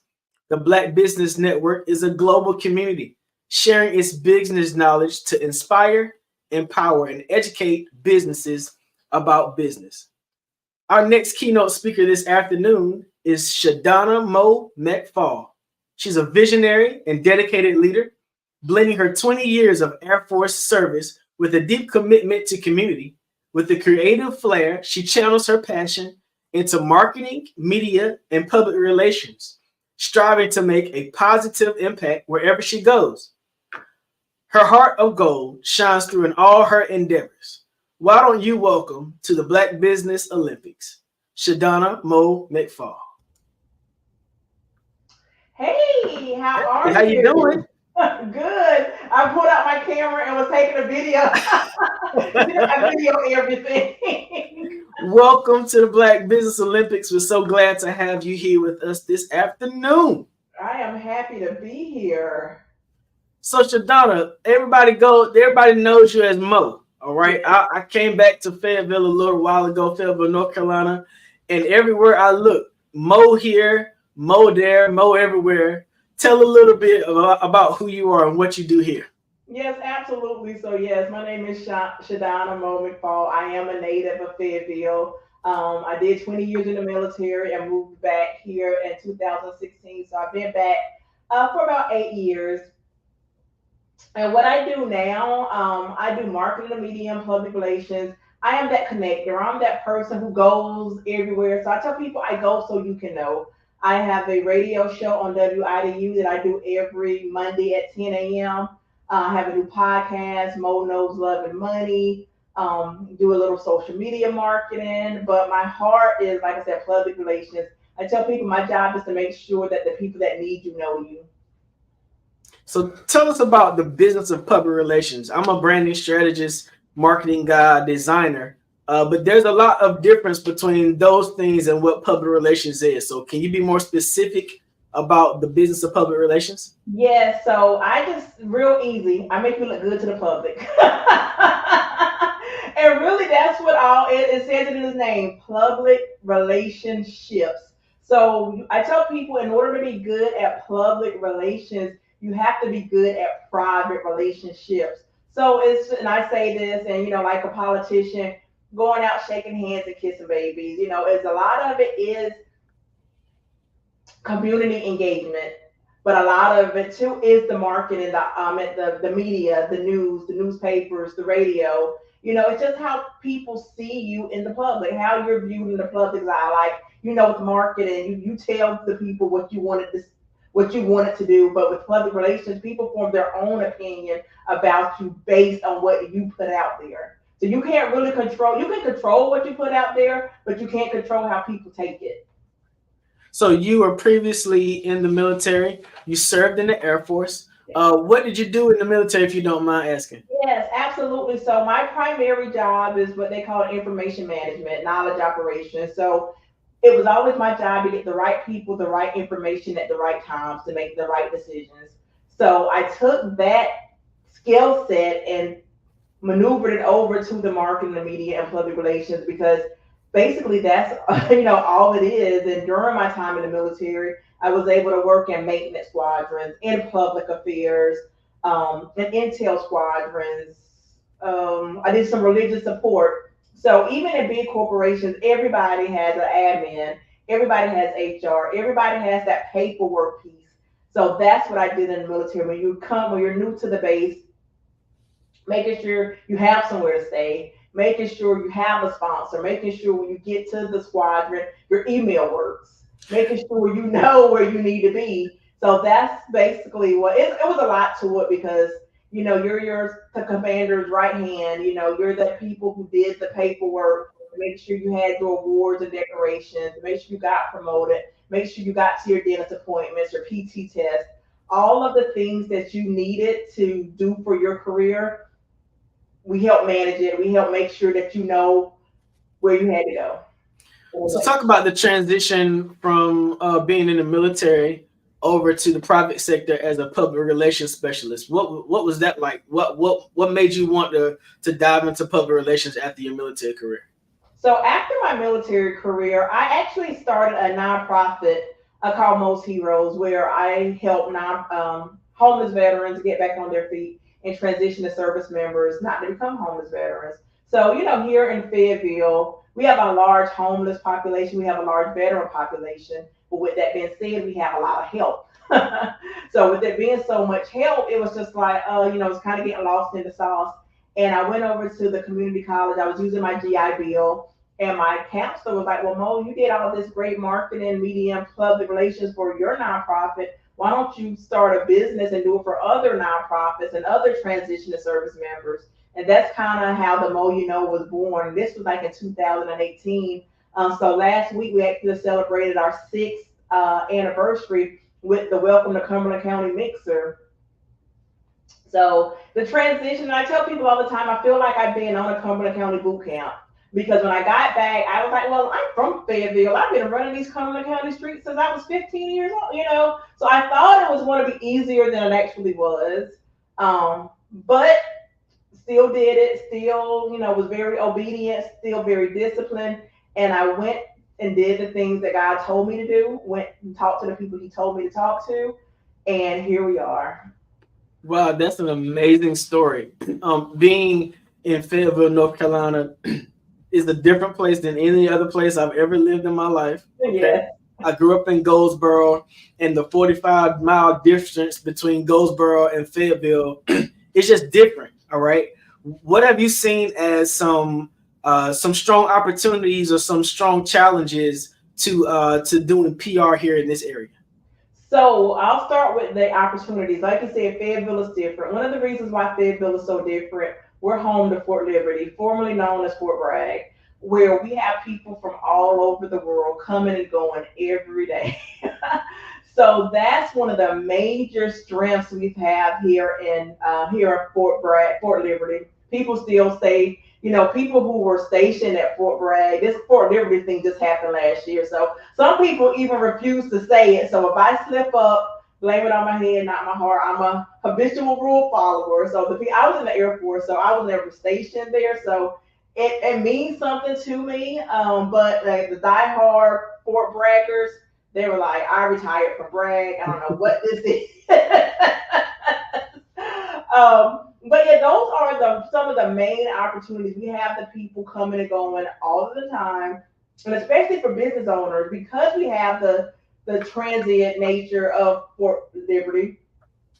A lot of times people don't want to market to them. They know they get paid the 1st and the 15th. So they'll market to you the 1st and the 15th. But what I always tell people, like you have people come to TDY, you have people, the number one reason the tourism or people come to Fayetteville is to visit their military members. Are you marketing to them? Are you marketing to those service members who are here just a couple of weeks, a couple of months for school? Because everybody, they're not going to be here. Who cares? You better care because they're here and they need something to do. What's been the difference that you've seen between how the general public or citizens see public relations compared to those who are in the military? Is there a different way that you have to attract military-minded people to events and public relations? Yeah, I believe so. And I'm just with anything, speaking their language. No matter who you talk to, you gotta speak the language. You gotta say the things that they want to hear, the things that are going to attract them. Just like I just left one of my clients, Seven Horseman Billiards. We're going to be doing some radio advertising, and there's 4 different stations with this particular company that you can choose from. So with that being billiards, we went with the military station that had the audience. So making sure that you are speaking to the audience that you're trying to attract. That's been the biggest the biggest thing for me, because a lot of times, well, you may or may not know, the jargon is so different. They're used to things that you say in the military. That's one of the things they tell people. All that military jargon, leave it alone, because civilians don't understand it. And when people don't understand it, they undervalue it, they devalue it, and they don't do anything with it. So being clear and making sure that we're on the same page and speaking the same language, just like if you were to go to a foreign country, if you don't understand what those people are saying, or if they don't understand what you're saying, you're not going to get anywhere. So let's talk about that. Let's dive in a little deeper. One thing I've noticed as I moved across the country is that communities have a problem with communication. When you move into a new area, you sort of don't know anything about the area until you run into the right person who might give you in Tampa. You had to be sort of connected to these 5 group me's in order to find out what's going on in the city. The newspaper for that community, you have some people who fool with the newspaper, some people who ain't studying the newspaper. So how have you found it being at the center of communication? What tips can you give Black businesses about how to communicate with the general public? So I'm glad you asked that question, because that is my specialty, or I like to think it's my specialty. One of the things, and I heard it in the commercial, one of the ladies was talking about just showing up. We all have our phones, marketing, text messaging, we're always looking down, we have our phones, but being in the room, being in the right rooms with the right opportunities, that's going to change the game for you. And sometimes as we get older, we're like, oh, we're kind of stuck in our ways. Fayetteville, I know you've heard this, I'm just going to use Fayetteville because we're here. Oh, Fayetteville is cliquish, if this is that. And it sounds like Tampa, it was too, if you have 5 different things that you had to be a part of. And I tell people all the time, everywhere you go is going to be like that. Find your clique, find your tribe, find your people, your like-minded, like-hearted people, and work with them. You don't have to be BFFs, but if y'all have the same mission, the same vision, the same desires, you can do business. And a lot of times we get so caught up in our personal feelings. Oh, we was beefing in the 3rd grade, or it's all kind of silly. I'm telling you what I know. I'm joking. But I've seen it. I'm like, y'all, if we could put our egos and our pride and, okay, a deal went bad 17 years ago, 20 years ago. Does that mean you're going to stop doing business with that person forever? And we do that. Other cultures and other communities don't do that at all. They are, okay, bad deal. Who cares? Let's work on this new deal together. You're one and done in the Black community. One false move, you're done. So as it relates to business owners, I'm new to Fayetteville. My design photography and video studio is opening next month. What would you suggest as a way for me to attract business? Being a new person in town, imagine that nobody knows me, right? I'm from North Carolina, so I'm all right. But imagine that I'm new in town, no one knows me. I don't know where to get started, but I have this skill set that I think this area could really benefit from. How would I go about as a business owner getting recognized in the community as a part of the business community? So the number one thing that I will tell anybody, and it's so funny, I actually have a slide that I created years ago. Join your local chamber of commerce. Here in Fayetteville, we have 3. We have the Hope Mills Chamber. I went to their breakfast this morning. My last meeting was with Cumulus Media, who's a part of the Fayetteville Chamber. When you join the Fayetteville Chamber, you get a $500 radio certificate to advertise with their radio station. So we just did that today. And then Spring Lake has the Sand Hills Chamber. Then, Rayford has a chamber. Every community has a chamber. We have the Black chambers and all of the things, but joining your local one or all. If your pockets are deep, join them all. If you got to start with one, start with one. I'm not going to say which one to start with, but they all have different pricing tiers and they all have different things that they do well. It really just depends on what you're trying to accomplish. So, and that's one of the things too. I tell people, hey, that's one of the things you work with me, because I used to work at the chamber. So it's a matter of what are you looking for and which chamber is going to give you the biggest bang for your buck starting out. One thing in business I've never understood is entrepreneurs who are introverts. Entrepreneurs and pastors. I don't understand how those two kinds of people can be introverts and not be interested in getting to know people, being social in the community, because it's those relationships that help to thrive and help to drive your business. If there are people who are watching the Black Business Olympics today who are they know they have a position as a CEO or entrepreneur or a small business owner, but just they're not interested in going to networking events. They're not interested in meeting a whole lot of new people. What tips can you give them to help them become more comfortable as an entrepreneur so that their business can thrive in this kind of environment? I will tell them, like I said, to hire a PR, because that's serious. And I'm being serious because I deal with that with most of my clients. They want to run their business, but your brand has to be out there in the public. If you don't want to do it, hire someone to do it for you. But like I tell my clients all the time, there's only so much I can do for you, because other decision makers want to work with decision makers. They don't want to go through third party. So I work with them to get comfortable on going out, like I said, shaking the hands, kissing the babies, because there's only so much your manager, people want to get to the decision maker. They don't want to go through that third party stuff. So I would recommend that they get comfortable. You don't have to go to everything because it will wear you out. It will wear you out. Pick the events that the people that you want to do business with, where they're going to be. So in Fayetteville, we have, like I said, the chambers do their breakfasts and their networking things. The Fayetteville Business Journal, they do a business lunch every quarter. So there's so many things. You got to know who you want to be in the room with. Where is your audience? Once you know, okay, these are my people. These are the people that I need to talk with, that I need to shake their hands and kiss the babies. And that's where you go. Don't just be going everywhere, because everywhere is not your space. And finding your space and your place is going to pay dividends. Gotcha. I know moving to the area, one of the reasons I reached out and connected to you, because every time I looked up, you were posting about something in the community. Every time I looked up, you were at this place and at this place and at that place. And I was like, man, if I'm going to come back to town and do some business, I got to be connected to her, because outside of you and Tori Johnson, it was like, man, how am I going to get out in the city to find people? I can't be a business owner hiding on the inside. I got to get out to let people know that I'm around.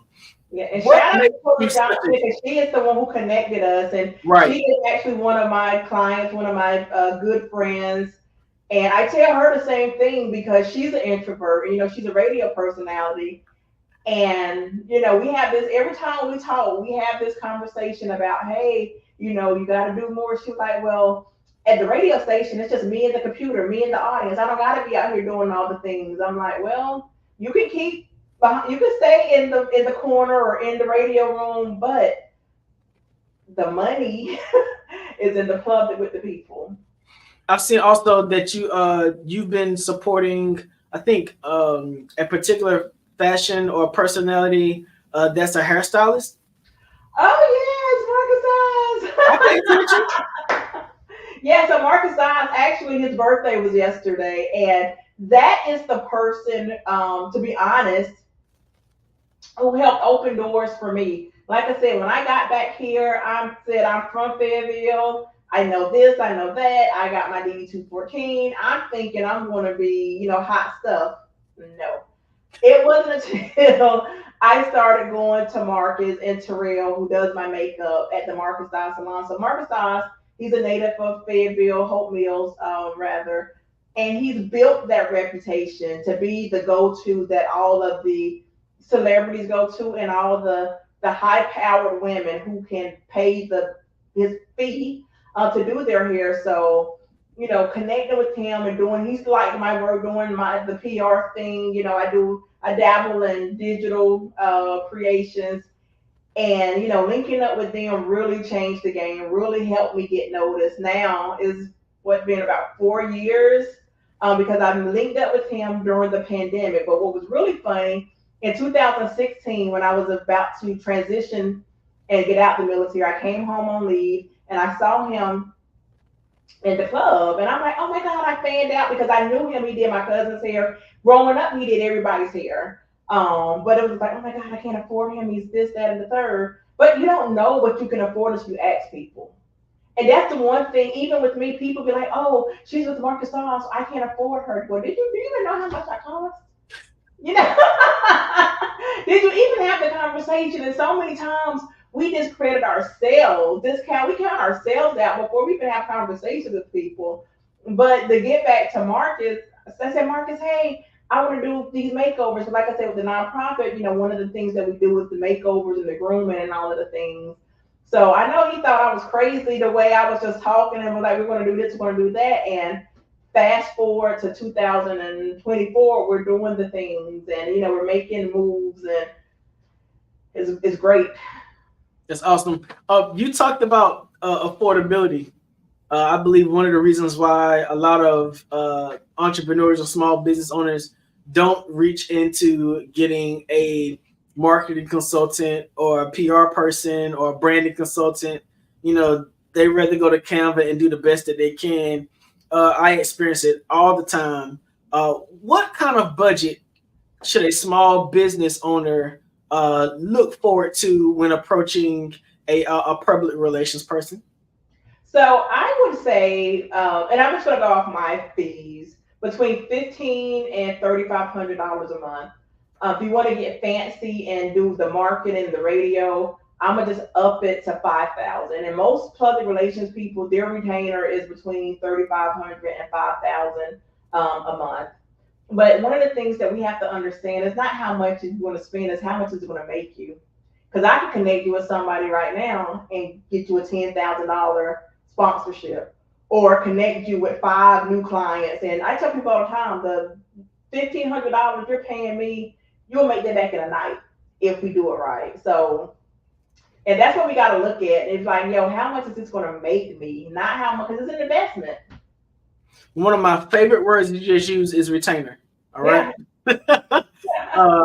Why is it that you prefer to use a retainer? Is it because PR takes a while to sort of get going? How long does it take? Give us some information about that. Yeah, so I tell people all the time, give me at least 3 months. And what I do now, is with my PR Quick Start is everything that I can deliver to get you started. But if you want real results, because with any public relations person will tell you, they can't guarantee you media. I can't guarantee to call ABC 11 and get your story picked up.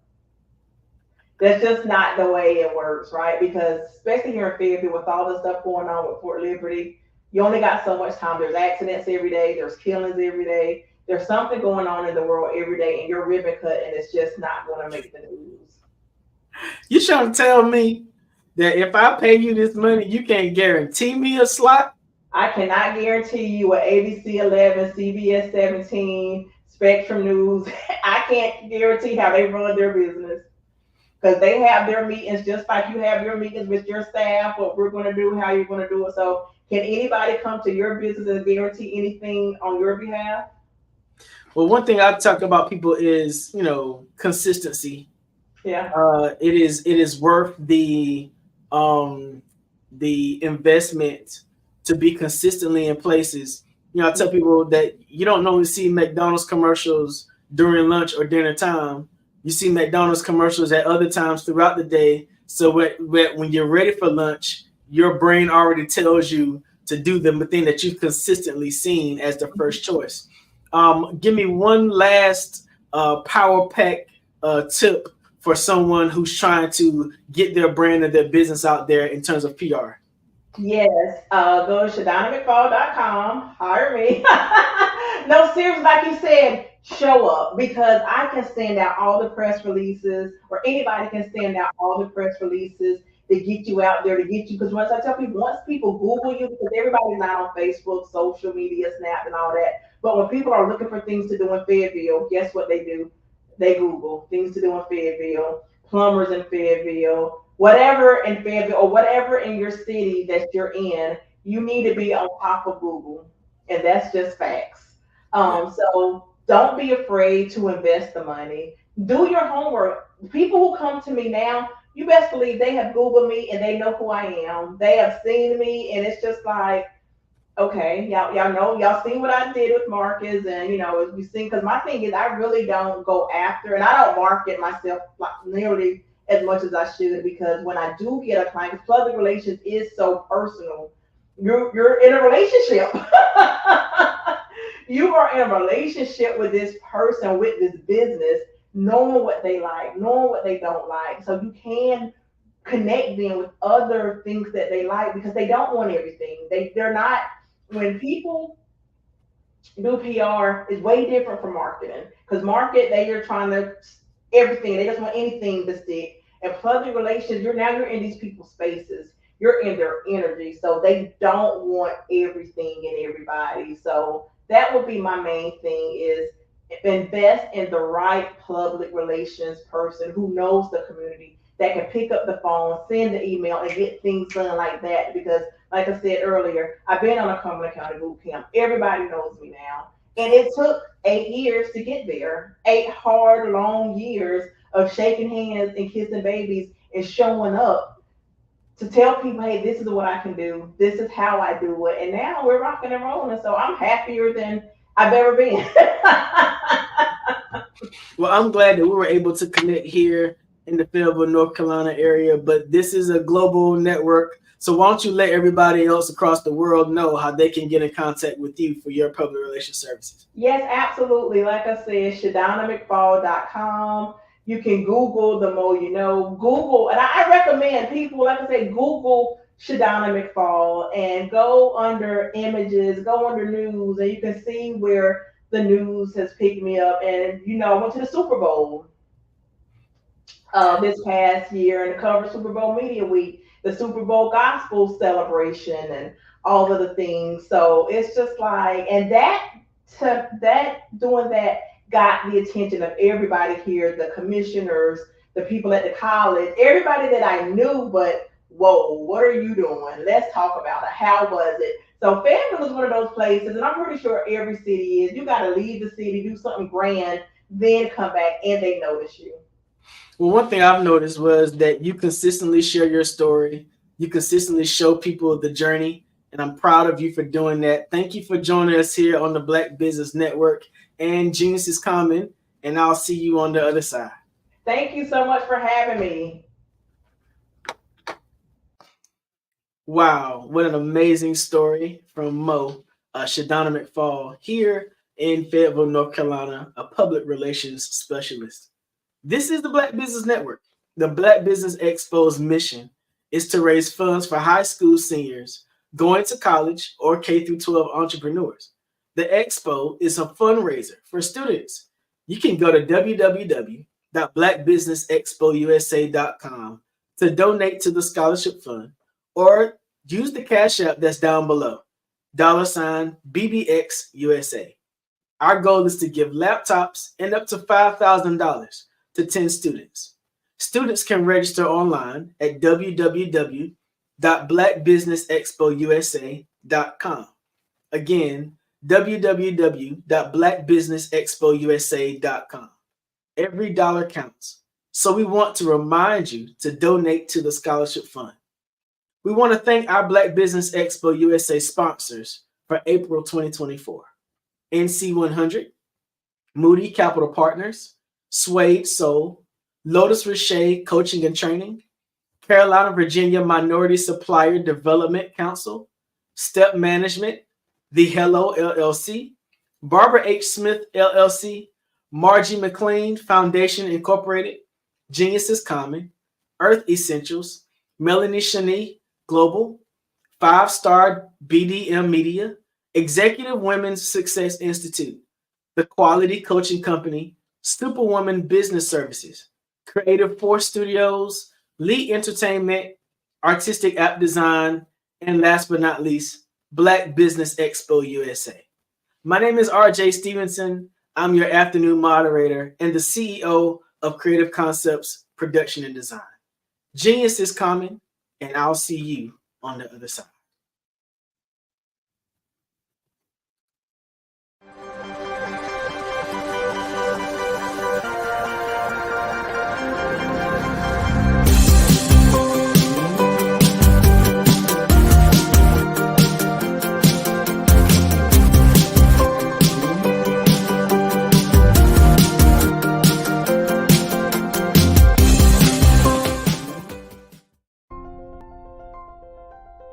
What if you could build your own city? A place where every child can find nurturing people to help them achieve their full potential. A place where every adult can access job training support. Where health education is abundant. Where social justice ruled the land. A place without limitations. Welcome. You have arrived at STEM City USA. It is what every city should be. A safe and trusted community where you find people and resources to help you become everything you are and beyond. STEM City is unlike anything you have ever experienced. It is a digital twin of the world around you, only better. STEM City is about energy and soul renewal. It is more than a digital world. You can almost feel the power of live cultural events, music, and theater.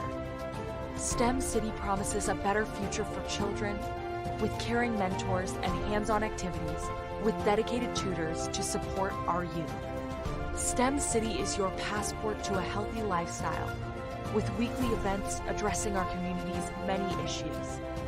STEM City is your financial well-being with helpful information on wealth management, career advancement, job training, and so much more. STEM City is the community you deserve. It is the city where your dreams can come true. STEM City USA, a place in the sky that is accessible to all who reach for the stars.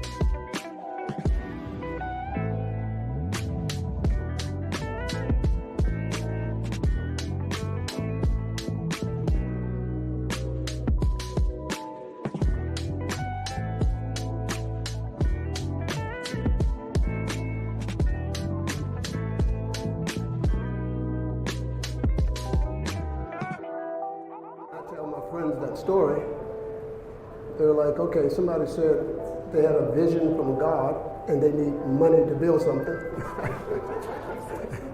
And I was like, well, if this guy tells me that the sun's not going to come up, I would not get out of bed. That's who he is to me. And you can see that my judgment is well placed, because in another 8 or 9 months, we're going to put his technology into an electric car.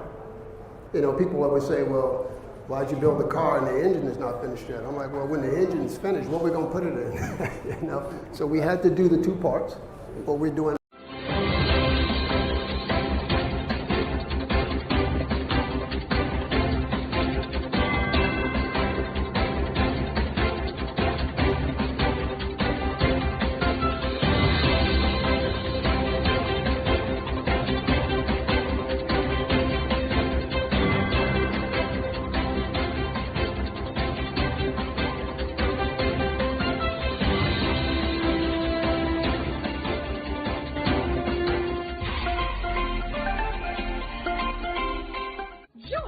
Dr. Eric Kelly III and a host of phenomenal speakers from all around the globe for this 7-day virtual event that you don't want to miss.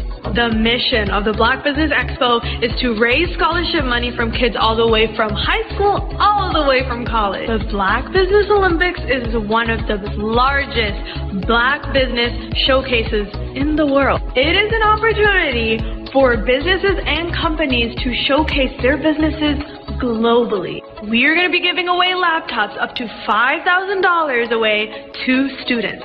Again, I'm Olivia Appleberry, the founder of 2 Cents Finance and one of the speakers for the expo. I am so excited to see you there. For more info, go to www.blackbusinessexpousa.com or call 919-308-9090 and hope to see you there. I am Black Business.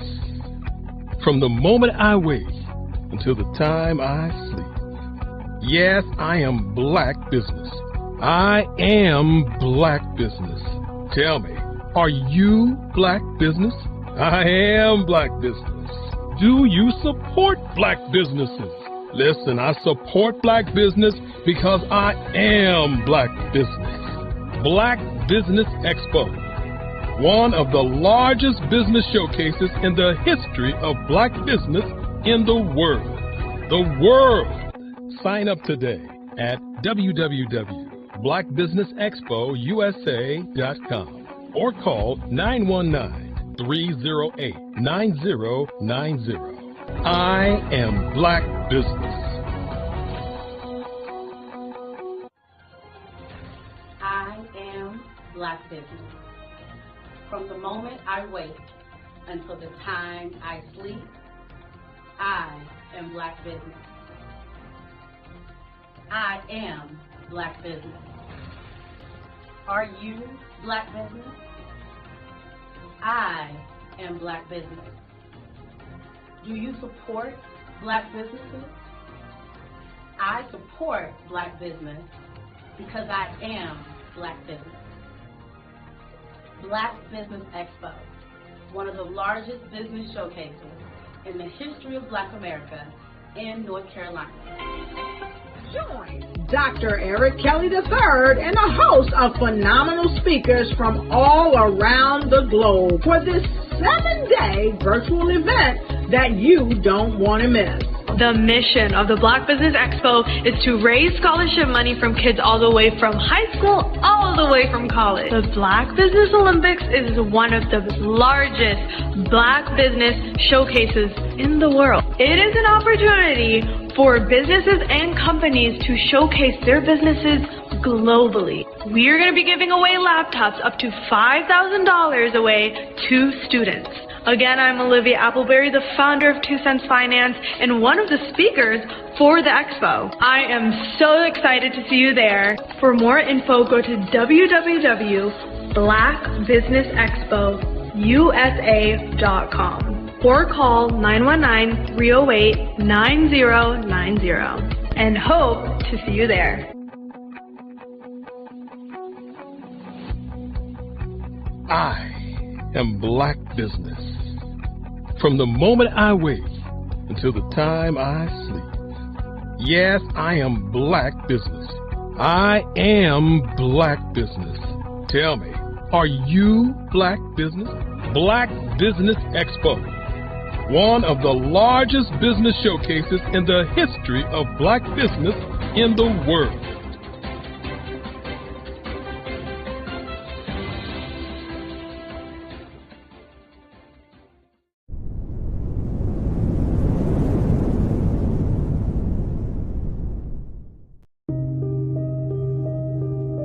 The Black Business Expo is changing my life. This year, they are giving away laptops and even $5,000 in cash to students just like me. I'm Alexis, and I want to go to college to fulfill my dream of becoming an entrepreneur. Help the Black Business Expo going to www.blackbusinessexpousa.com and also becoming a vendor, a sponsor, or donating.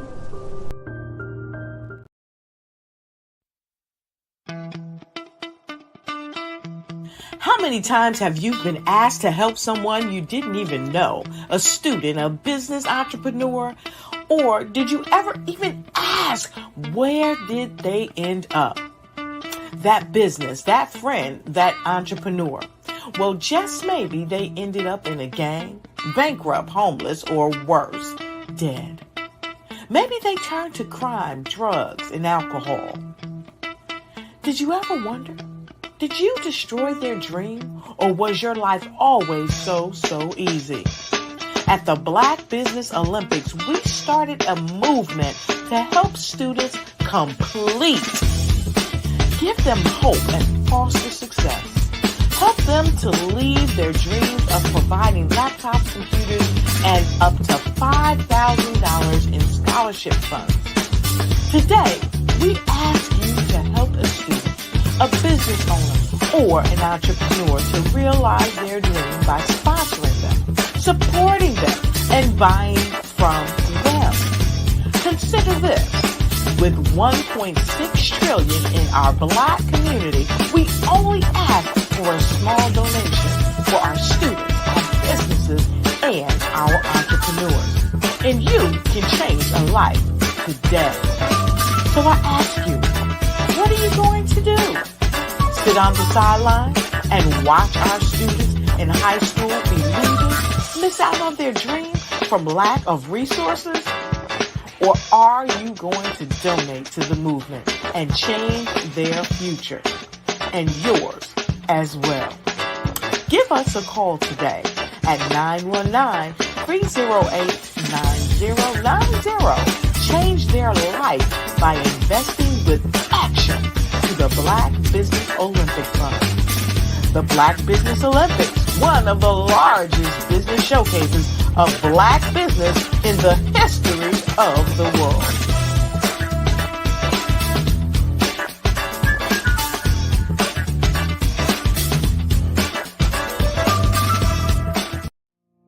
Did you know that approximately 333.34 million businesses exist today, according to a report from 2021?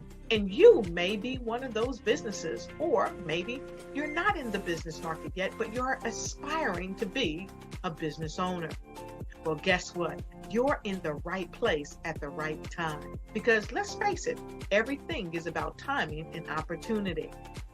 Hi, my name is Dr. Lotus Richey, and I'm the CEO and founder of the Lotus Richey Coaching and Consulting LLC, along with the Lotus Richey Ignite Show. 15 minutes of success with Dr. Lotus Richey, as well as books to boom your business and bring who you are. And today, I want to bring this amazing message to you about the Black Business Network and the Black Business Olympics. See, the Black Business Network and the Black Business Olympics is designed to help people just like you, that's right, that look like me, to take their business to the next level. Not just in your front yard or your backyard, but globally. The Black Business Network and Black Business Olympics is designed not to just help you survive, but to help you thrive. So join us today as we come together with businesses all around the world to support our students, our children, our young teens, our young entrepreneurs. What we do is we come together to help raise funds for students who are aspiring to be business entrepreneurs, who are aspiring and who are thriving in college. We endow them with a wonderful opportunity to gain scholarship of either a laptop or several thousands of dollars.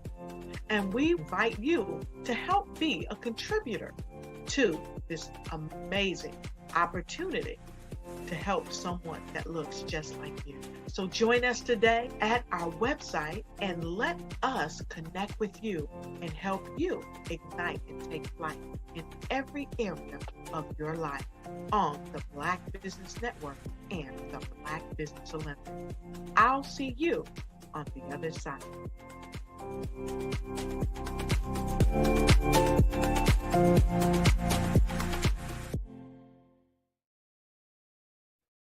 Hey everyone, it's Grant McGaw, CEO of 5-Star BDM and host of the award-winning Follow the Brand podcast and TV series, where I help you to build a 5-star brand that people will follow.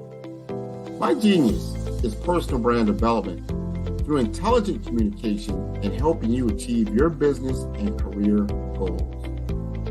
I am a requested speaker on digital technology and brand development issues. I want to work with you to increase the value of your current opportunities while attracting new ones. Every one of you is unique, and we all share challenges that can be addressed through smart branding.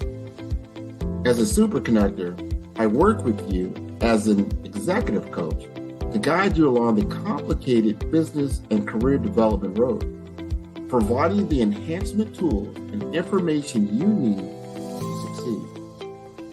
Together, I will help you succeed in today's challenging business climate.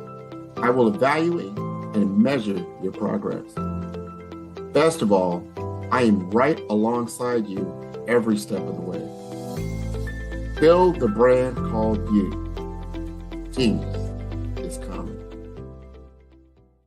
Follow the Brand TV broadcast host, Grant McGaugh, as he visits with top executives and entrepreneurs to find out their secrets of success with their personal brand. Follow the Brand TV broadcast host as he focuses on brand development to build better relationships, bring value to your business, relationships, and career. You will enjoy listening to each episode that is tailored to speak to you directly. If you're looking for this type of clarity in terms of building your brand, you have tuned into the right station.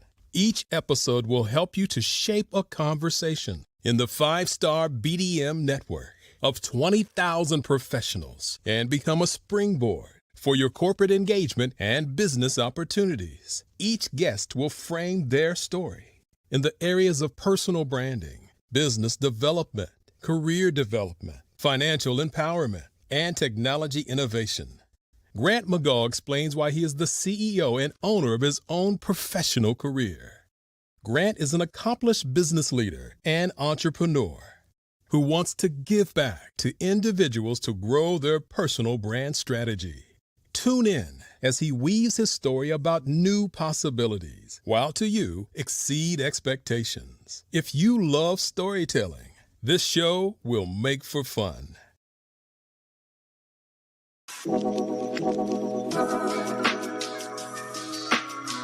The African company and the African CEO is making a conscious decision to bring on someone external to the continent versus bringing on someone who is from Ghana or Kenya or South Africa.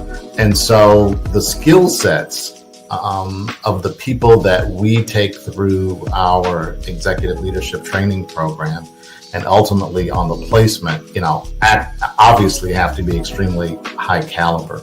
So what we look for are corporate executives at the vice president to C-suite level, as well as Black entrepreneurs. When we look at the Black corporate executives, we're looking for some very specific skill sets, whether that be around supply chain, sales and marketing, engineering, product development. We want our folks to be able to add immediate value to the corporate board, right? And the other thing is, even if they don't necessarily have specific industry experience, they're bringing a diversity of thought.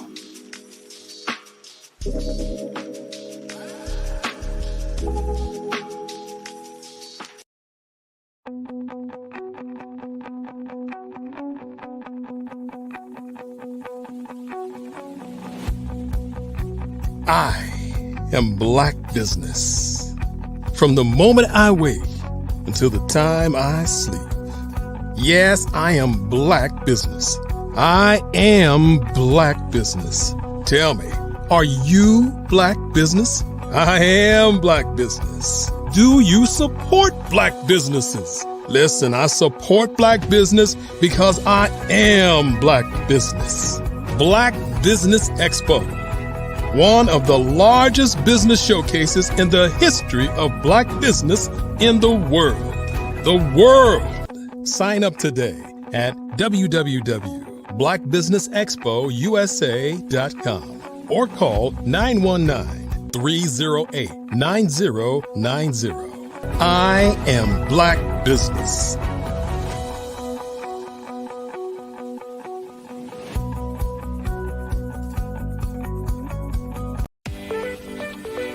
You are in the right place at the right time. The Black Business Network opens again for its Black Business Olympics, a 24/7 broadcast on business, strategies, global branding, social media marketing, finance, advertisement, and much, much more. Featuring the top, most powerful entrepreneurs and speakers and thought leaders from all around the world as they gather together for this phenomenal event.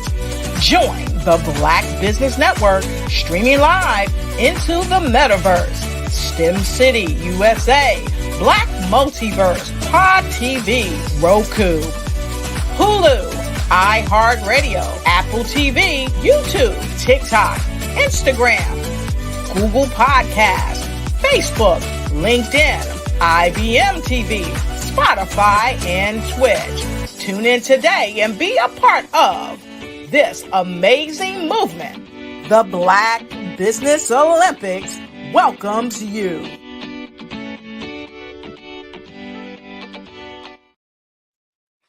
Good afternoon again, business owners, entrepreneurs, thought leaders, and corporations. Welcome to the Black Business Network. My name is RJ Stevenson, CEO of Creative Concepts Production and Design, and I am your business moderator for this afternoon on the Black Business Network. The Black Business Network is a 24-hour business network showcasing Black businesses, business owners, entrepreneurs, and thought leaders worldwide. We have speakers from North Carolina, London, Singapore, Africa, Japan, and cities all over the United States. The Black Business Network is a global community sharing its business knowledge to empower, inspire, and educate businesses about business. Our keynote speaker this afternoon will be Mr. Henry Ward, joined by a fireside chat with Mr. Grant McGaugh. Gentlemen, how are you this afternoon? Just fine, RJ. Great, RJ. Wonderful. How are you? Wonderful. Genius is coming. I look forward to the encounter, and I'll see you all on the other side. Awesome. Thank you. Henri, we get to meet again. How are you? We do, Grant. How are you doing? I am wonderful, wonderful, wonderful, wonderful. I want you to help our audience understand just a little bit backdrop on Be Direct. I know we've had numerous conversations, but there's always someone, this will be their first time. That's right. Hearing this story. I think it's so impactful. So just give us an overview of Be Direct and your role within it. Absolutely. So Be Direct is the first US-based but African-centric corporate board preparedness and board search company. Our focus is to take Black executives at the vice president to C-suite level, as well as accomplished Black entrepreneurs, and take them through a 8-month training program to prepare them to sit on corporate boards on the African continent. Just to give our audience a little backdrop, and I'm really glad that you brought that up. Our founder and CEO, Larry Yan, has actually been doing business on the African continent now for close to 20 years.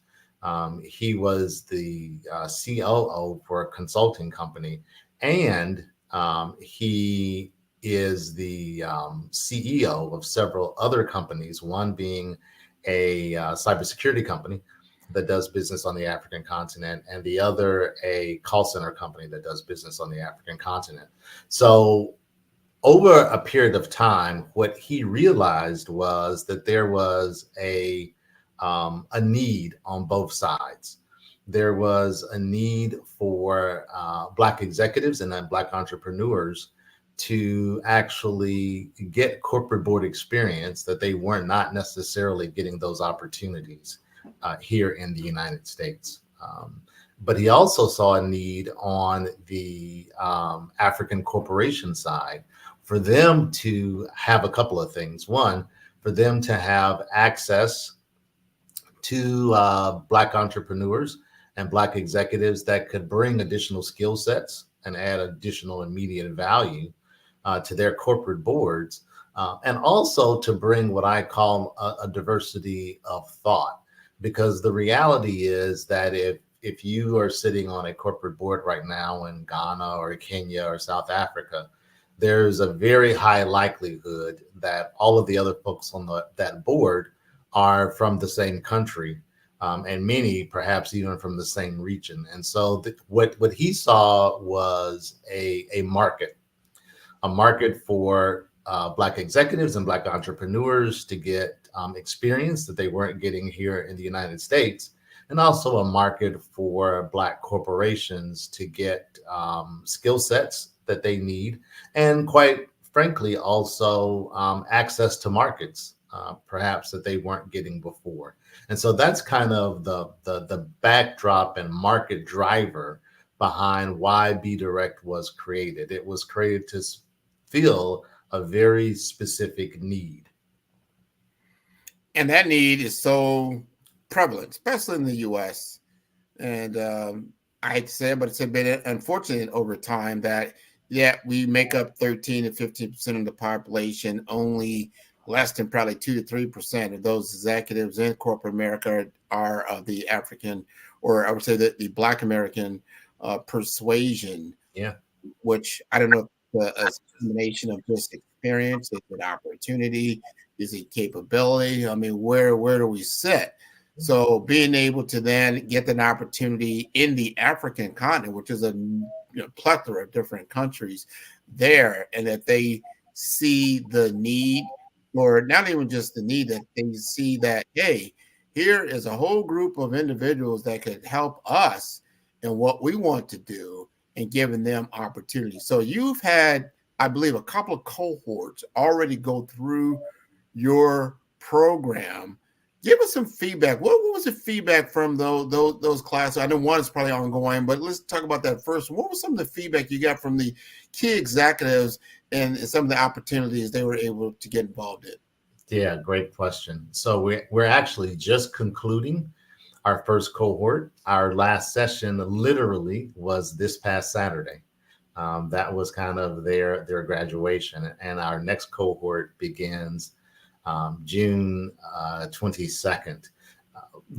Some of the feedback that we've heard from those in the existing cohort is not only is this exposing them to opportunities that they did not necessarily have here in the United States, it's also changing their own perspectives on how to operate both here and in the United States. And I'll give you an example of that. A key part of our program is not just teaching technical skills around corporate governance. While we do that, a critical piece of our program, though, was teaching what we call cultural dexterity skills. How do you navigate culture? And a part of what some of our participants have told us is, this has been a life-changing experience for them. And, you usually don't hear that when you're talking about corporate governance training. People normally don't come out of corporate governance training and say, wow, this has changed my life. But that is really the feedback that we're hearing. And really, it's because of this mixture of corporate governance and cultural dexterity, where our participants are getting insights not only into governance, but they're getting insights into themselves. They're getting insights into how they operate in different circumstances with different types of people. And, many of us have taken tests or assessments like Myers-Briggs, or we've taken other types of personality assessments. And a part of what we do in Be Direct in addition to the technical training, in addition to the executive coaching, we administer several personality assessments. And so these cohort members get to tap into how they actually think. Are they predominant left brain thinkers? Are they predominant right brain thinkers? Are they holistic brain thinkers? When they approach solving problems, how do they approach problem solving? Do they approach it from an analytical standpoint? Do they approach it from a relationship building standpoint? And so all of those types of characteristics go into our training. And, you know, the most powerful feedback that we've gotten from our participants is, you know, this really helped me delve deeper into who I am as a person, right? This has helped me not only in terms of being able to, you know, be a valuable player on an African corporate board, or quite frankly, any corporate board, but this has helped me in terms of my personal relationships. This has helped me in terms of really understand how I look at problem solving. One of the folks that we had in the program, he basically said, you know, once he finished one of these assessment tests, and he had actually taken this particular assessment once before, but when he took it this time, what he found out was that the realities of what the tests were showing him really were in terms of how he operated, both with his subordinates, with peers, and with leadership above. And so that's a really key takeaway. Another key takeaway that this particular cohort told us was they were absolutely blown away in terms of the caliber, one, of the other cohort members, and two, the caliber of folks that we were bringing to the table in order for them to interact with. For instance, their second to last cohort training session, we actually had a panel discussion of Black and other corporate board members who sat on corporate boards of South African companies, both public and private. And so what we were able to bring to the table were women, Black African and white African board of directors members who were sharing their own experiences in terms of what does it mean to be a corporate board director on the African continent. In their graduation service this past Saturday, we actually brought to the table a person who is just absolutely phenomenal. I will mess up her last name, and so I won't attempt to try it on live air. But her first name and her title is Dr. Rufaro. Rufaro is her first name. And she actually is a PhD, but in addition to that, she currently sits on 2 or 3 corporate boards in South Africa. She is not South African. I believe she is from Zambia. Mm-hmm. And so what she talked about was not only the cultural diversity and cultural dexterity of being a Black African, sitting many times on white corporate boards on the African continent in South Africa, but being culturally different from those who are South African. And so those who look at her saying, well, you may not know our culture because although you're from the African continent, from Zambia, you're not South African. And so in her own way of adaptation, even though she is a Black African, she is an indigenous Black person on the African continent, she had to go through her own cultural dexterity and cultural awareness and understanding the fact that she would be viewed as other coming into South Africa, and she told her story, and it was absolutely phenomenal.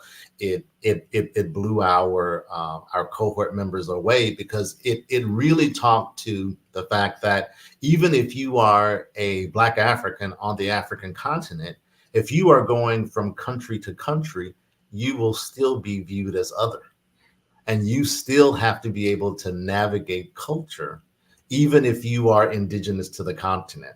And so that kind of reinforced to them this whole training module that we have in terms of what does it mean to actually navigate culture? What does it mean to actually understand that you can't take Western values and Western thinking and just forklift that into another country on another continent and think you will be successful, because you won't.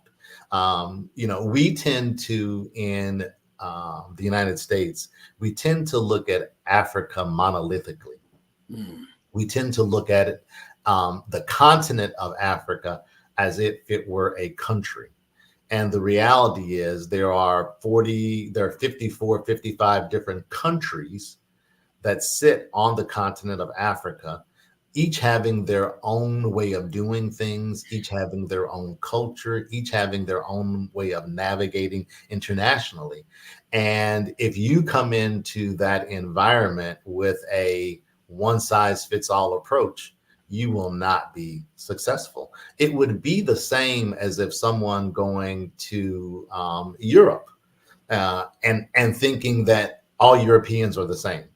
And the reality is, a Brit thinks of him, her, or herself very different than a Spaniard, who thinks of him or herself very different than an Italian, who thinks of him or herself very different than someone from Greece, although they're all European, right? They all have very different ways of doing things. And the same thing applies on the African continent. And so the aha moment for many of our participants wasn't necessarily around the corporate governance piece, again, which is important. You have to be able to bring those skill sets to the table in order to be valuable.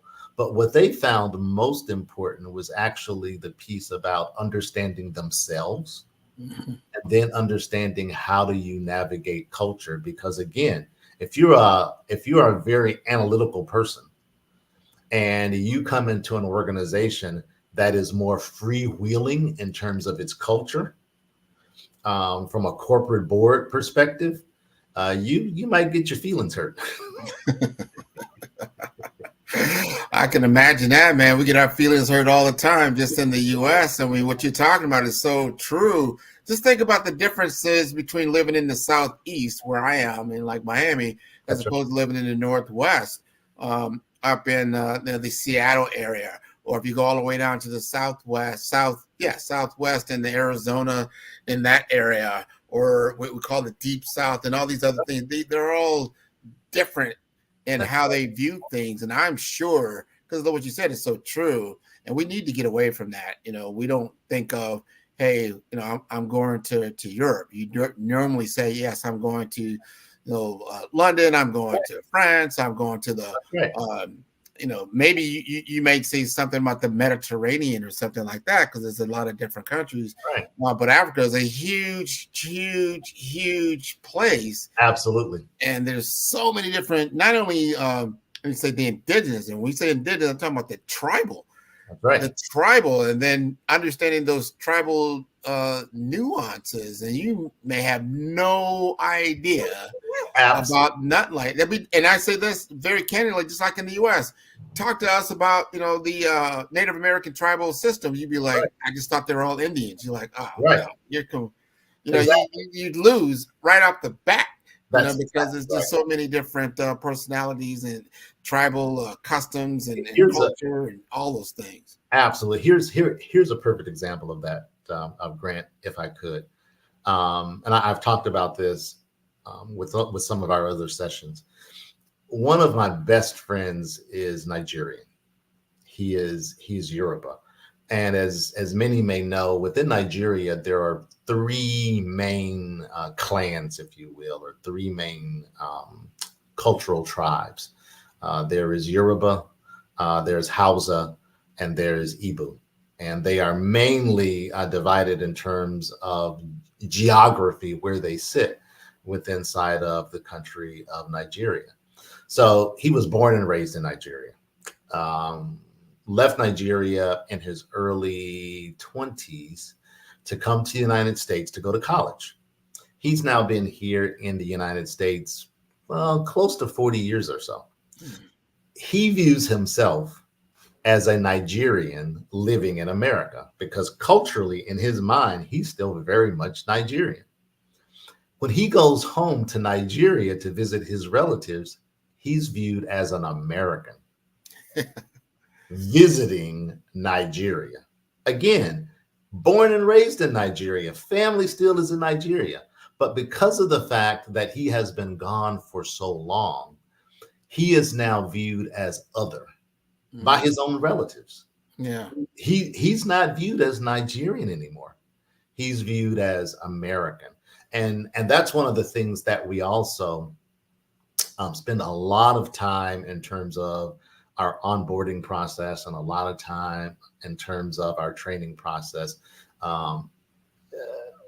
training folks to understand that even though you may have the same amount of melanin in your skin as those folks, as Africans on the continent, you are viewed as an American.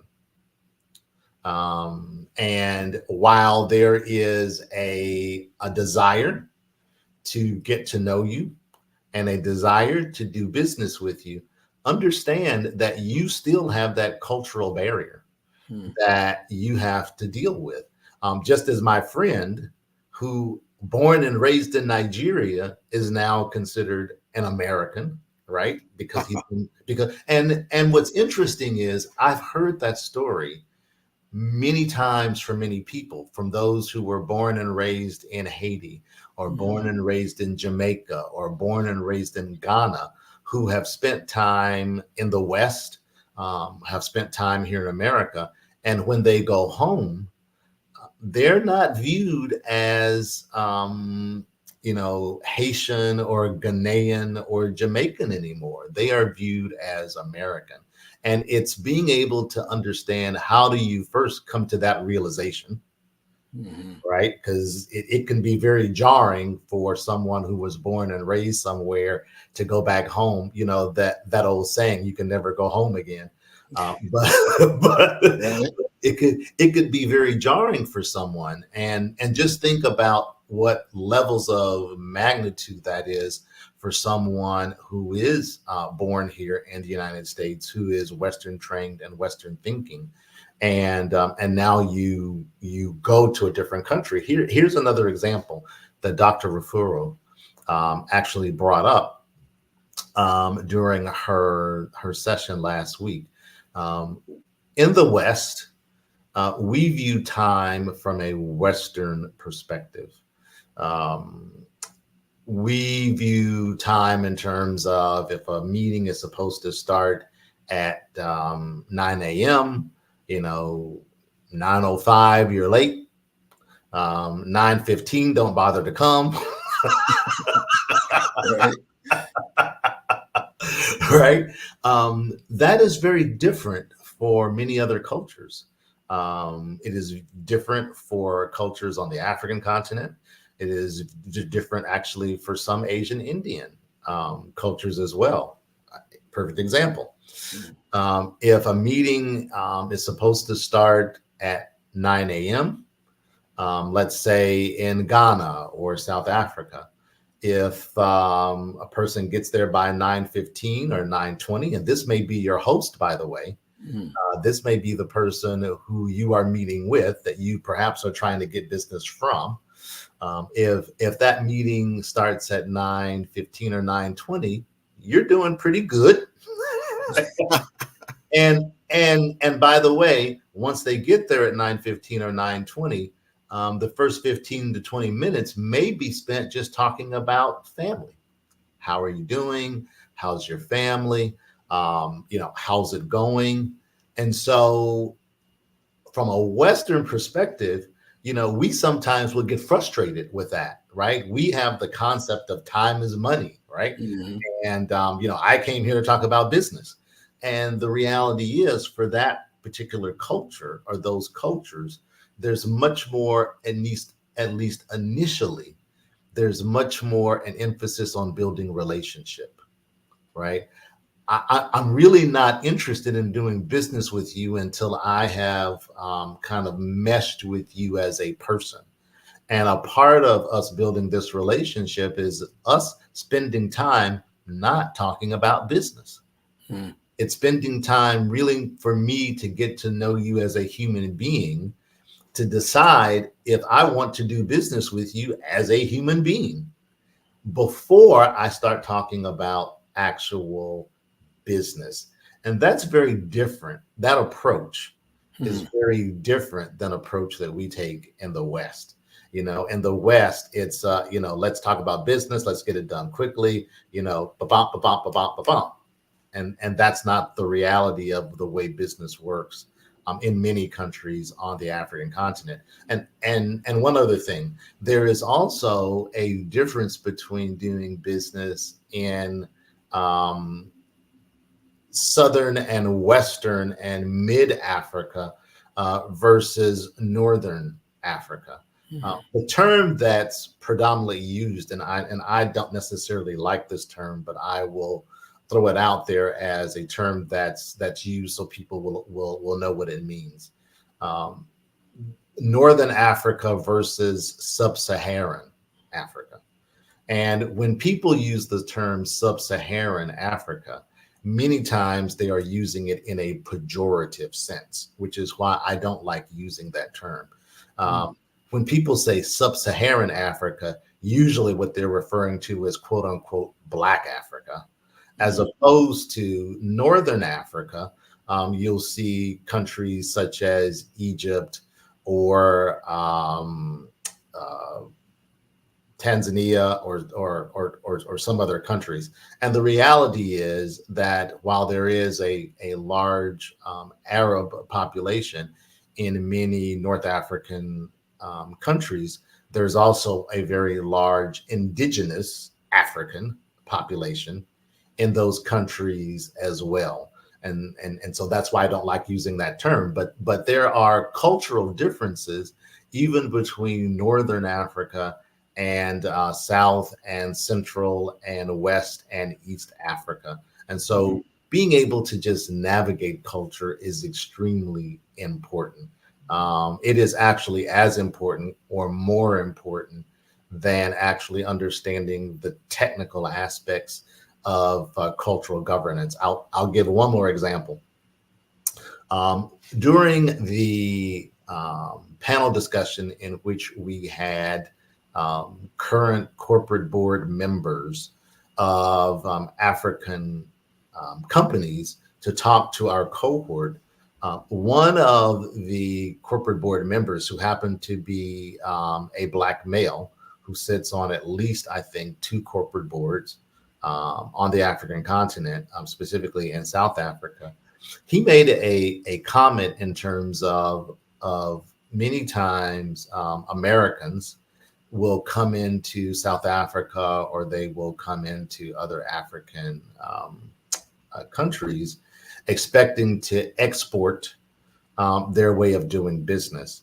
And one of the things that he talked about in South Africa, there is this focus on understanding that anytime a company outside of the South Africa comes and do business, they have to understand that what the South African government in particular is looking for in terms of bringing them in or kind of giving them a blessing in terms of doing business in the continent or doing business in that country is what aspects are they providing in terms of uplifting in terms of the community. So what community services are they bringing to South Africa in addition to just monetary value? And then also, what are they doing in terms of to help the indigenous African supply chain? So let's say a large company comes in, multi-billion-dollar US company comes in. what they will be evaluated on is not just, the amount of monetary value that they're bringing to the South African government, the South African community, but how are they building up community within South Africa, and how are they helping other Black businesses as a part of their supply chain? Because they did not understand this was a very large franchise based here in America. I won't name the franchise, but he did. Very large franchise that many people will know, came to do business in South Africa. And they came again with a very Western approach. And they did not understand that in order to do business, in order to kind of get approval, that they needed to show how they were bringing Black companies, Black South African companies into their supply chain. They did not understand that they had to show how they were building up Black communities that they were putting their franchises in. And because they missed on both of those key performance indicators, they did not get an opportunity to get the business in South Africa. And they totally missed it. They thought just by them coming in and bringing dollars in that they could get approval, and that just was not the case.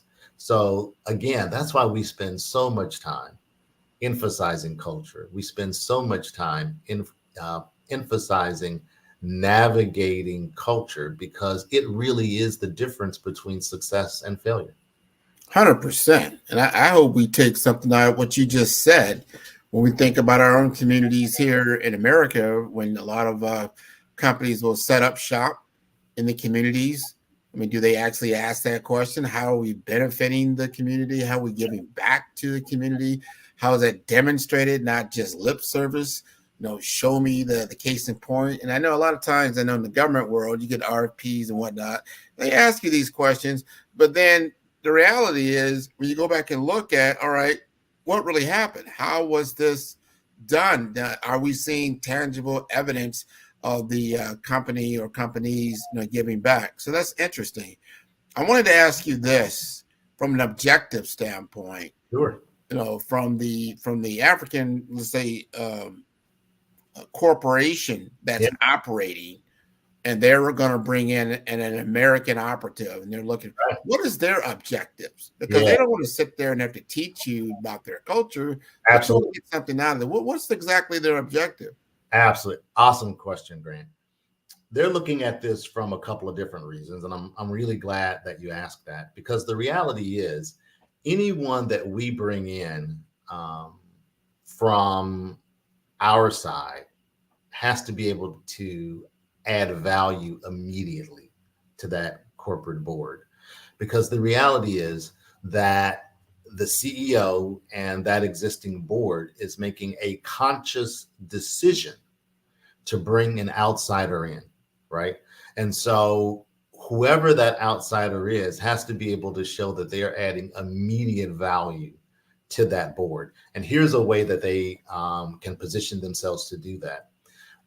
Either through skill set value, functional skill set value, through industry value, or through access to market value. And I'll go through each one of those.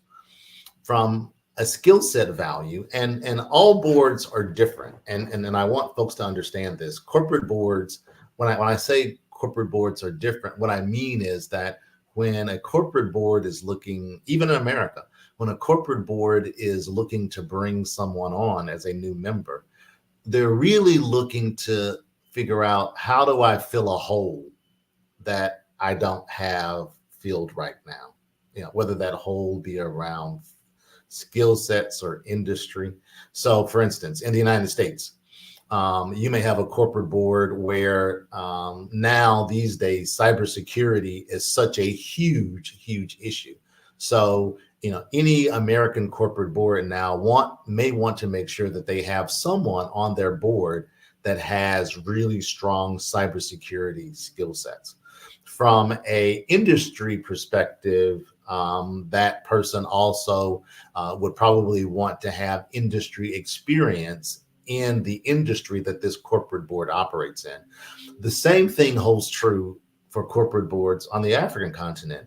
They may be looking to fill a skill set perhaps around sales and marketing, or perhaps around product development and or supply chain. Something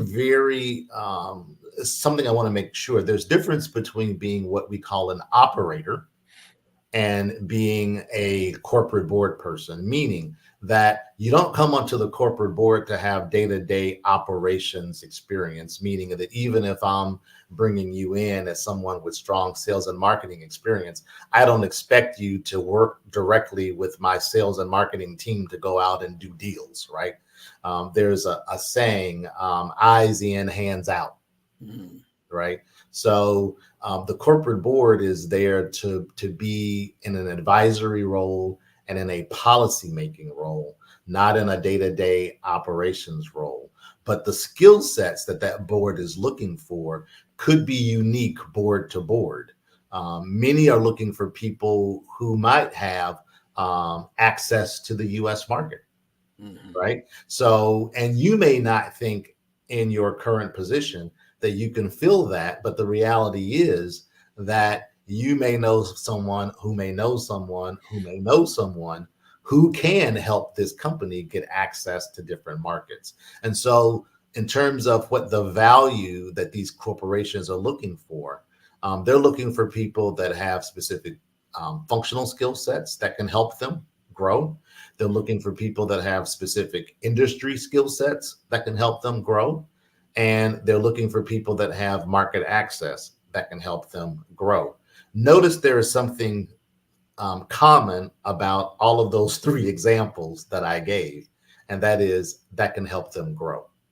Yes. Right. Yes. Right. Yes. You're looking for people that they're looking for people that can help them grow.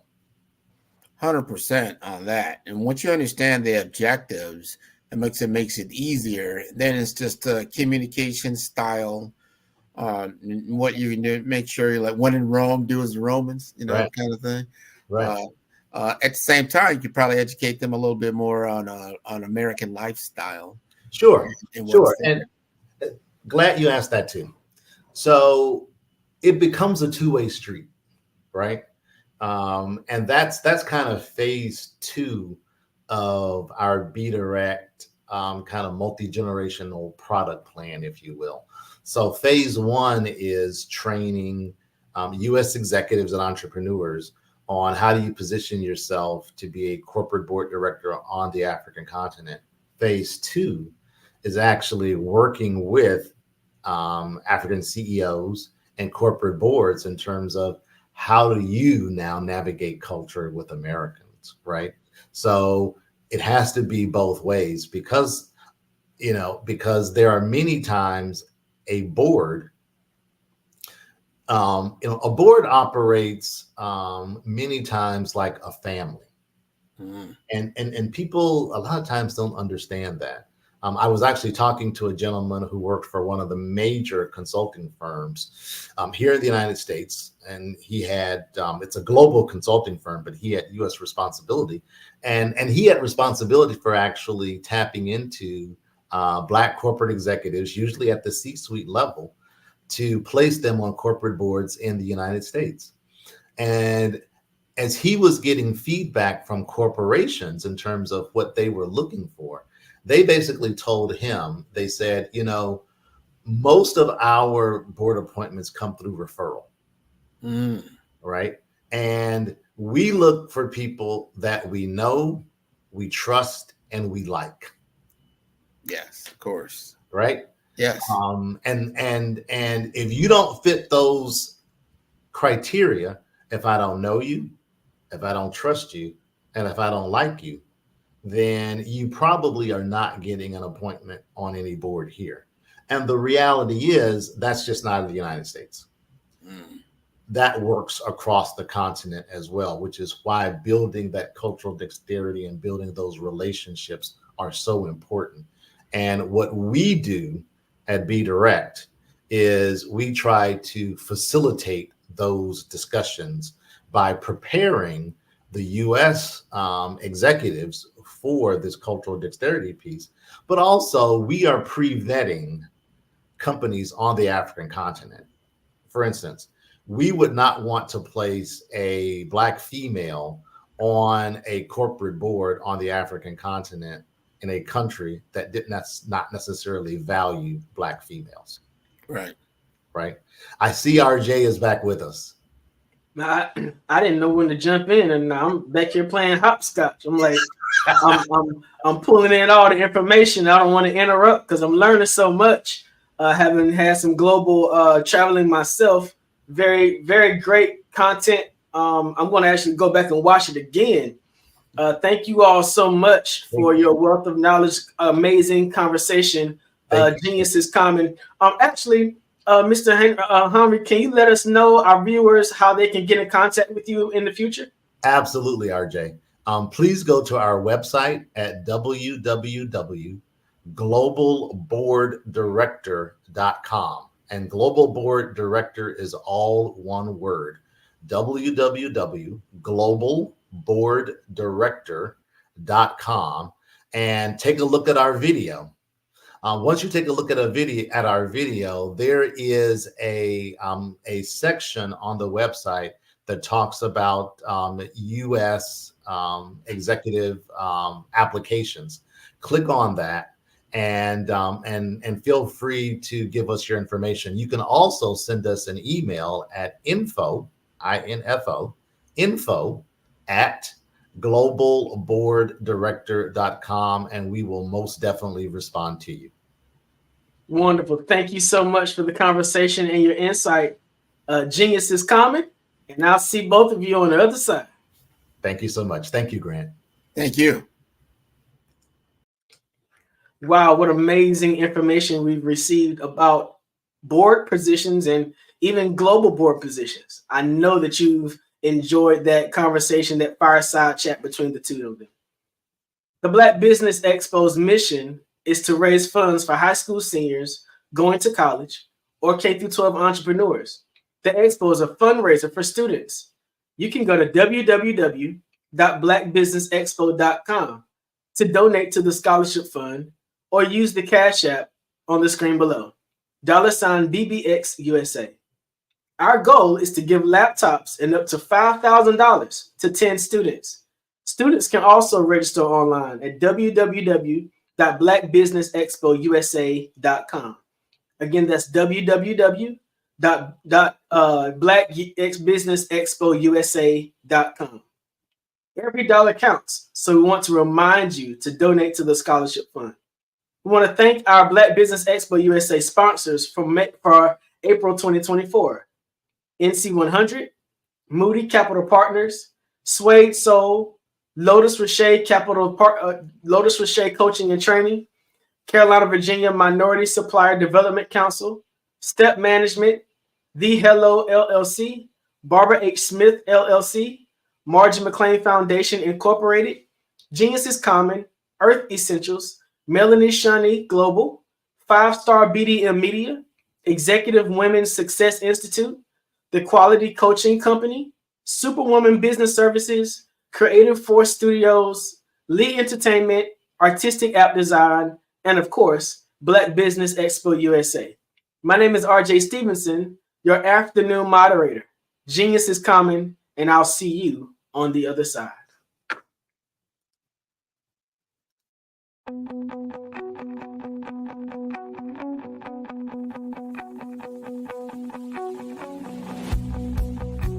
I am Black Business. From the moment I wake until the time I sleep. Yes, I am Black Business. I am Black Business. Tell me, are you Black Business? I am Black Business. Do you support Black businesses? Listen, I support Black business because I am Black Business. Black Business.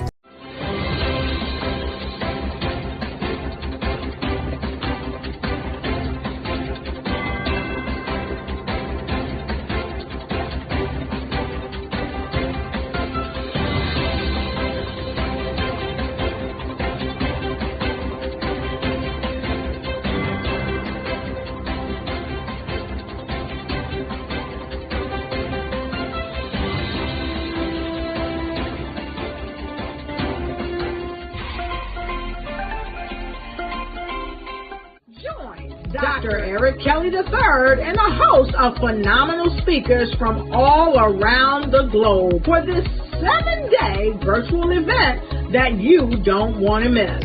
The mission of the Black Business Expo is to raise scholarship money from kids all the way from high school, all the way from college. The Black Business Olympics is one of the largest Black business showcases in the world. It is an opportunity for businesses and companies to showcase their businesses globally. We are going to be giving away laptops up to $5,000 away to students.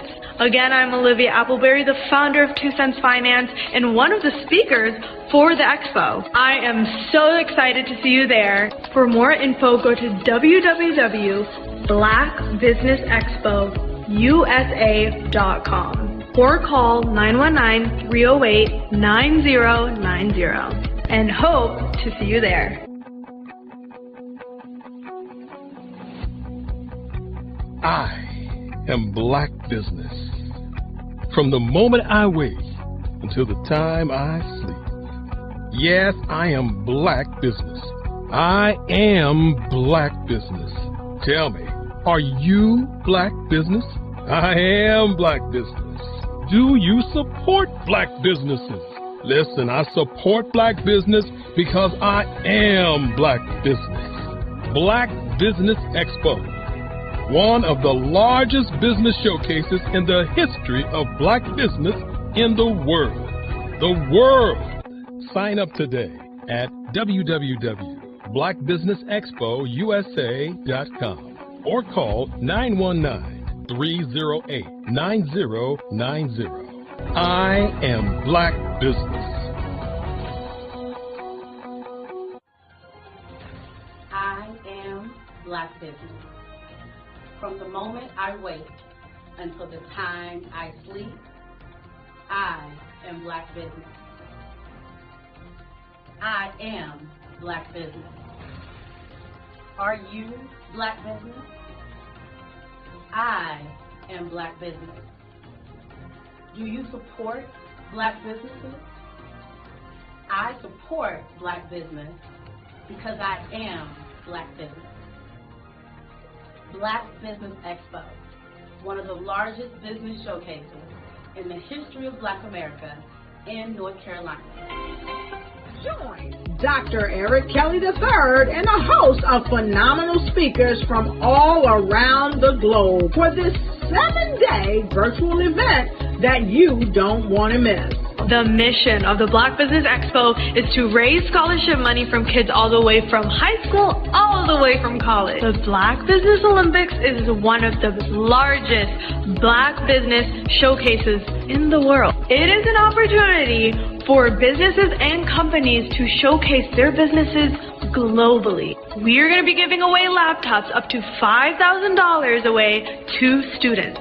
Again, I'm Olivia Appleberry, the founder of 2 Cents Finance and one of the speakers for the expo. I am so excited to see you there. For more info, go to www.blackbusinessexpousa.com or call 919-308-9090 and hope to see you there.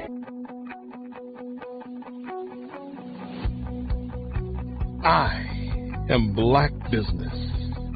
From the moment I wake until the time I sleep. Yes, I am Black Business. I am Black Business. Tell me, are you Black Business? Black Business Expo, one of the largest business showcases in the history of Black business in the world.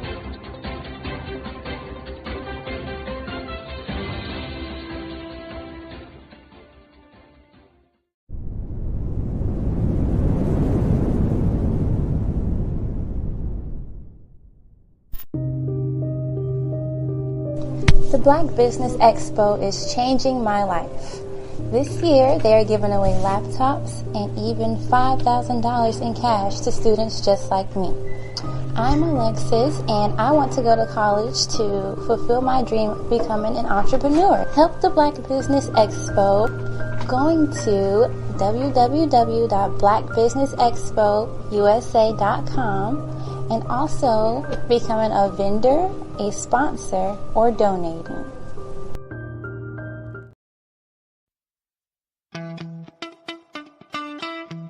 How many times have you been asked to help someone you didn't even know, a student, a business entrepreneur, or did you ever even ask, where did they end up? That business, that friend, that entrepreneur. Well, just maybe they ended up in a gang, bankrupt, homeless, or worse, dead. Maybe they turned to crime, drugs, and alcohol. Did you ever wonder? Did you destroy their dream, or was your life always so easy? At the Black Business Olympics, we started a movement to help students complete. Give them hope and foster success. Help them to leave their dreams of providing laptops, computers, and up to $5,000 in scholarship funds. Today, we ask you to help a student, a business owner, or an entrepreneur to realize their dream by sponsoring them, supporting them, and buying from them. Consider this. With $1.6 trillion in our Black community, we only ask for a small donation for our students, our businesses, and our entrepreneurs. And you can change a life today. So I ask you, what are you going to do? Sit on the sideline and watch our students in high school be leaders, miss out on their dream from lack of resources? Or are you going to donate to the movement and change their future and yours as well? Give us a call today at 919-308-9090. Change their life by investing with action to the Black Business Olympic Fund. The Black Business Olympics, one of the largest business showcases of Black business in the history of the world.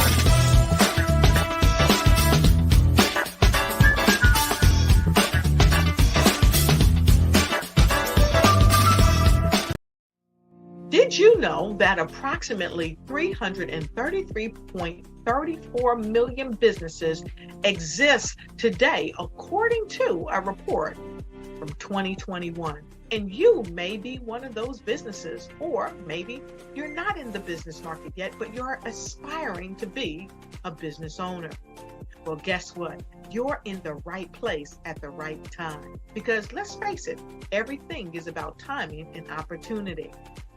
Hi, my name is Dr. Lotus Richey, and I'm the CEO and founder of the Lotus Richey Coaching and Consulting LLC, along with the Lotus Richey Ignite Show. 15 minutes of success with Dr. Lotus Richey, as well as books to boom your business and bring who you are.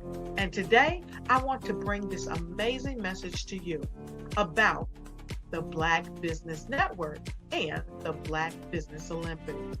See, the Black Business Network and the Black Business Olympics is designed to help people just like you, that's right, that look like me, to take their business to the next level. Not just in your front yard or your backyard, but globally. The Black Business Network and Black Business Olympics is designed not to just help you survive, but to help you thrive. So join us today as we come together with businesses all around the world to support our students, our children, our young teens, our young entrepreneurs. What we do is we come together to help raise funds for students who are aspiring to be business entrepreneurs, who are aspiring and who are thriving in college. We endow them with a wonderful opportunity to gain scholarship of either a laptop or several thousands of dollars. And we invite you to help be a contributor to this amazing opportunity to help someone that looks just like you. So join us today at our website and let us connect with you and help you ignite and take flight in every area of your life on the Black Business Network and the Black Business Olympics. I'll see you on the other side.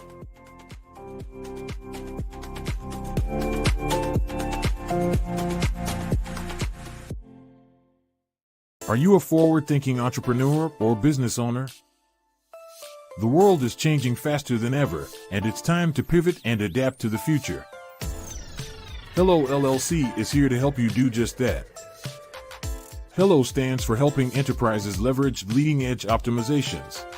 Our innovative solutions can streamline operations, reduce overhead costs, and give you a competitive edge in a market projected to reach $5 trillion by 2030. By pivoting to the metaverse, businesses can tap into a rapidly growing market that is projected to be a significant part of daily life for 25% of Americans by 2026. As a full digital metaverse agency, the Hello LLC can help you create custom solutions to streamline operations, increase productivity, reduce costs, and drive brand recognition. Why should you pivot to the metaverse with the Hello LLC? By leveraging cutting-edge technology, you can provide immersive experiences for your customers, expand your global reach, and unlock new revenue streams. Contact us today to make the pivot.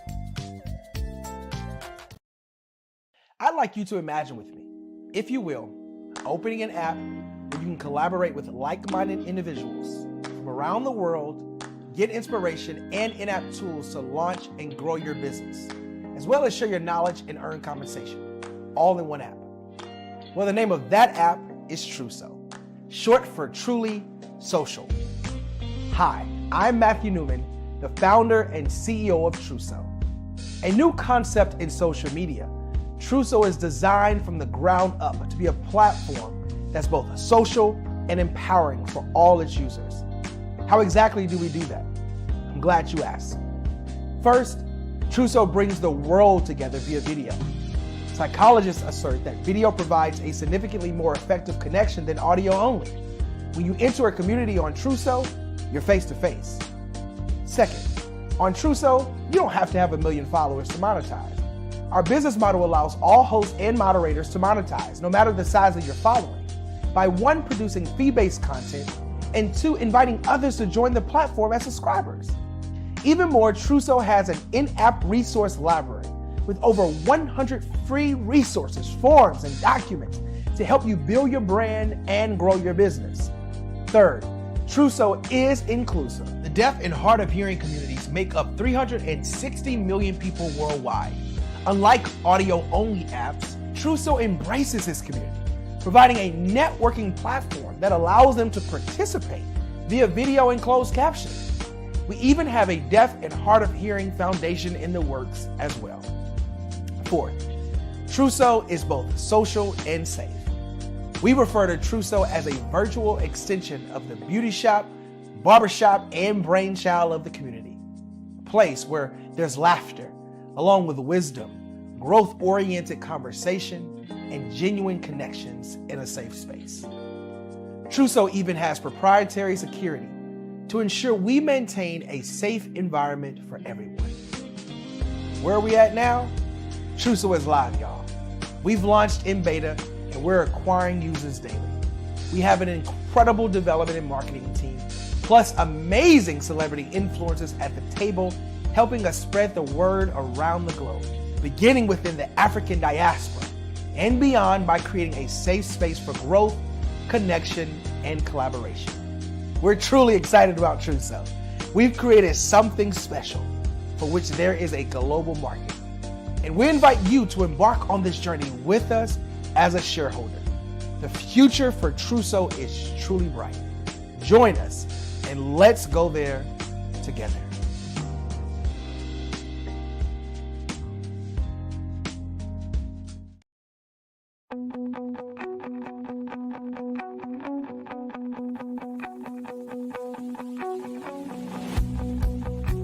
I am Black Business. From the moment I wake until the time I sleep. Yes, I am Black Business. I am Black Business. Tell me, are you Black Business? I am Black Business. Do you support Black businesses? Listen, I support Black business because I am Black Business. Black Business Expo, one of the largest business showcases in the history of black business in the world. The world! Sign up today at www.blackbusinessexpousa.com or call 919-308-9090. I am Black Business.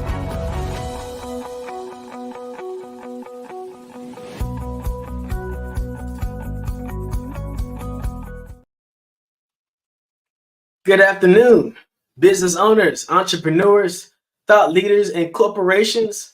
Welcome to the Black Business Network. My name is RJ Stevenson, the CEO of Creative Concepts, Production, and Design. I am your business moderator for this afternoon on the Black Business Network. The Black Business Network is a 24-hour business network showcasing Black businesses, business owners, entrepreneurs, and thought leaders worldwide. We have speakers from North Carolina, London, Singapore, Africa, Japan, and cities all over the United States. The Black Business Network is a global community sharing its business knowledge to empower, inspire, and educate businesses about business. I'd like to introduce you to this afternoon's keynote speaker, Dr. Dennis Miles Goffin. Dr. Dennis Miles Goffin is an expert in business management for religious and nonprofit organizations. He has a master's degree in accounting and business management and expertise in nonprofit law and has put to good use his years in the financial industry. Dr. Goffin's expertise also includes administration and leadership skills. He is able to offer all of this to clientele, the ability to become completely automated from payroll, accounts payable, and inventory control to personnel management. He is also a professional clergyman with over 50 years in the ministry and over 30 years in business. Please welcome to the Black Business Olympics, Dr. Dennis M. Goffin. Dr. Goffin, thank you for joining us today. Glad to have you here. Thank you. Glad to be here. I have read your extensive bio and am excited about all that you're going to share with us this afternoon about accounting, nonprofit law, and business development. Good. I'm looking forward to it. So you have over 50 years experience in the industry. Can you tell us a little bit about how you got involved in the industry itself? Well, it was a passion of mine from my days in high school. I found out I was a pretty good numbers guy. So I did well in math and algebra and calculus. And so I had a passion to do numbers. And that's what led me to get my first MBA in business. But I also had a passion because I grew up in the church to do something in the nonprofit sector. So one of the things I specialized in was nonprofit law and of course, and then nonprofit accounting. Those two areas I found very interesting to get into the nonprofit sector. So I built my business around those two earmarks, knowing what nonprofit law was for a lot of nonprofit organizations and knowing how the nonprofits could set up what we call fund accounting. So with both of those, I just became a specialist in those areas. So nonprofit accounting, is that nonprofit accounting different from regular small business or corporate accounting? Yes, it is. It is like it says. It's called fund accounting, F-U-N-D, which means it's a management of a collection of funds that you pull together for nonprofit organizations. Now, there's two kinds of fund accounting. There is the government fund accounting, which they do, and then there's the business sector nonprofit fund accounting, which means that you're managing a bunch of funds in a collective basis to pull together the profit and loss statement. So there are smaller funds that connect to the bigger fund, and then you pull the umbrella together. So that's why we call it fund accounting, because those entities will have other little small branches that they deal with that needs to be pulled together into a collective whole. Wow, fund accounting. I remember going through my matriculation in East Carolina. I took managerial accounting, I took personnel accounting, but nobody said anything about fund accounting and knowing a little bit of the nonprofit funding process. There's guarantors, there's trustees in those areas. What kind, nonprofits, we have to put together boards of operations even to get started, and then to certify as a 501c type business, you have to allocate your board. What kind of skill set would qualify a person to manage fund accounting for a nonprofit organization? Well, let's start, I believe, RJ, back to what nonprofit is. I think it's important because people hear nonprofit and sometimes they think that means that you can't make profit. It's just that you can't make personal profit. If you want a business that's going to personally benefit you, then you need to do an LLC because that will personally benefit you. But if you're doing something to benefit a cause, benefit something else, that's what we talk about nonprofit, because that means that you don't personally benefit from the assets. Personal benefit, you can do a personal corporation. But if you're not going to benefit, you put the organization together specifically for a cause or benefit of a cause. That's why it's called nonprofit, which means individuals cannot personally benefit from the assets of the corporation. That's what it really means. So when we talk about nonprofit, we mean that you have a desire to do something charitable, something that affects the community, something like the Black Business Expo, which I've been seeing the commercials. They're doing this to raise money for college kids. So they're not doing this to raise money for somebody to get a Ferrari, and it's not to get a mansion house. They're doing it for a cause. So that makes it a nonprofit. So monies raised have to be used for the purpose in which it's raised for. So that's what a nonprofit organization would involve. Now, that's when I tell people, when you sit down to say, I'm a former corporation, the first thing I ask them, what do you want? You want to make money for yourself, or you want to help affect a cause? Because it's two different things. You're not going to get rich in a nonprofit corporation. You're going to get what's called reasonable compensation. But in a business, you can become as rich as you want. It's a personal business. You can make as much money as you want. But if you're going the other right, where you're helping people, you can get reasonably compensated, but most of the assets will go toward that business entity and not in your pocket. That's basically the difference. So I remember filling out the packet of information that was necessary to get my nonprofit started. You helped me with that. Can you talk briefly about some of the information that's necessary for you to have together before you start on the nonprofit filing end? Yeah, you need to come up with, of course, a business name that nobody else is using. So you have to check with that state to make sure nobody has that name.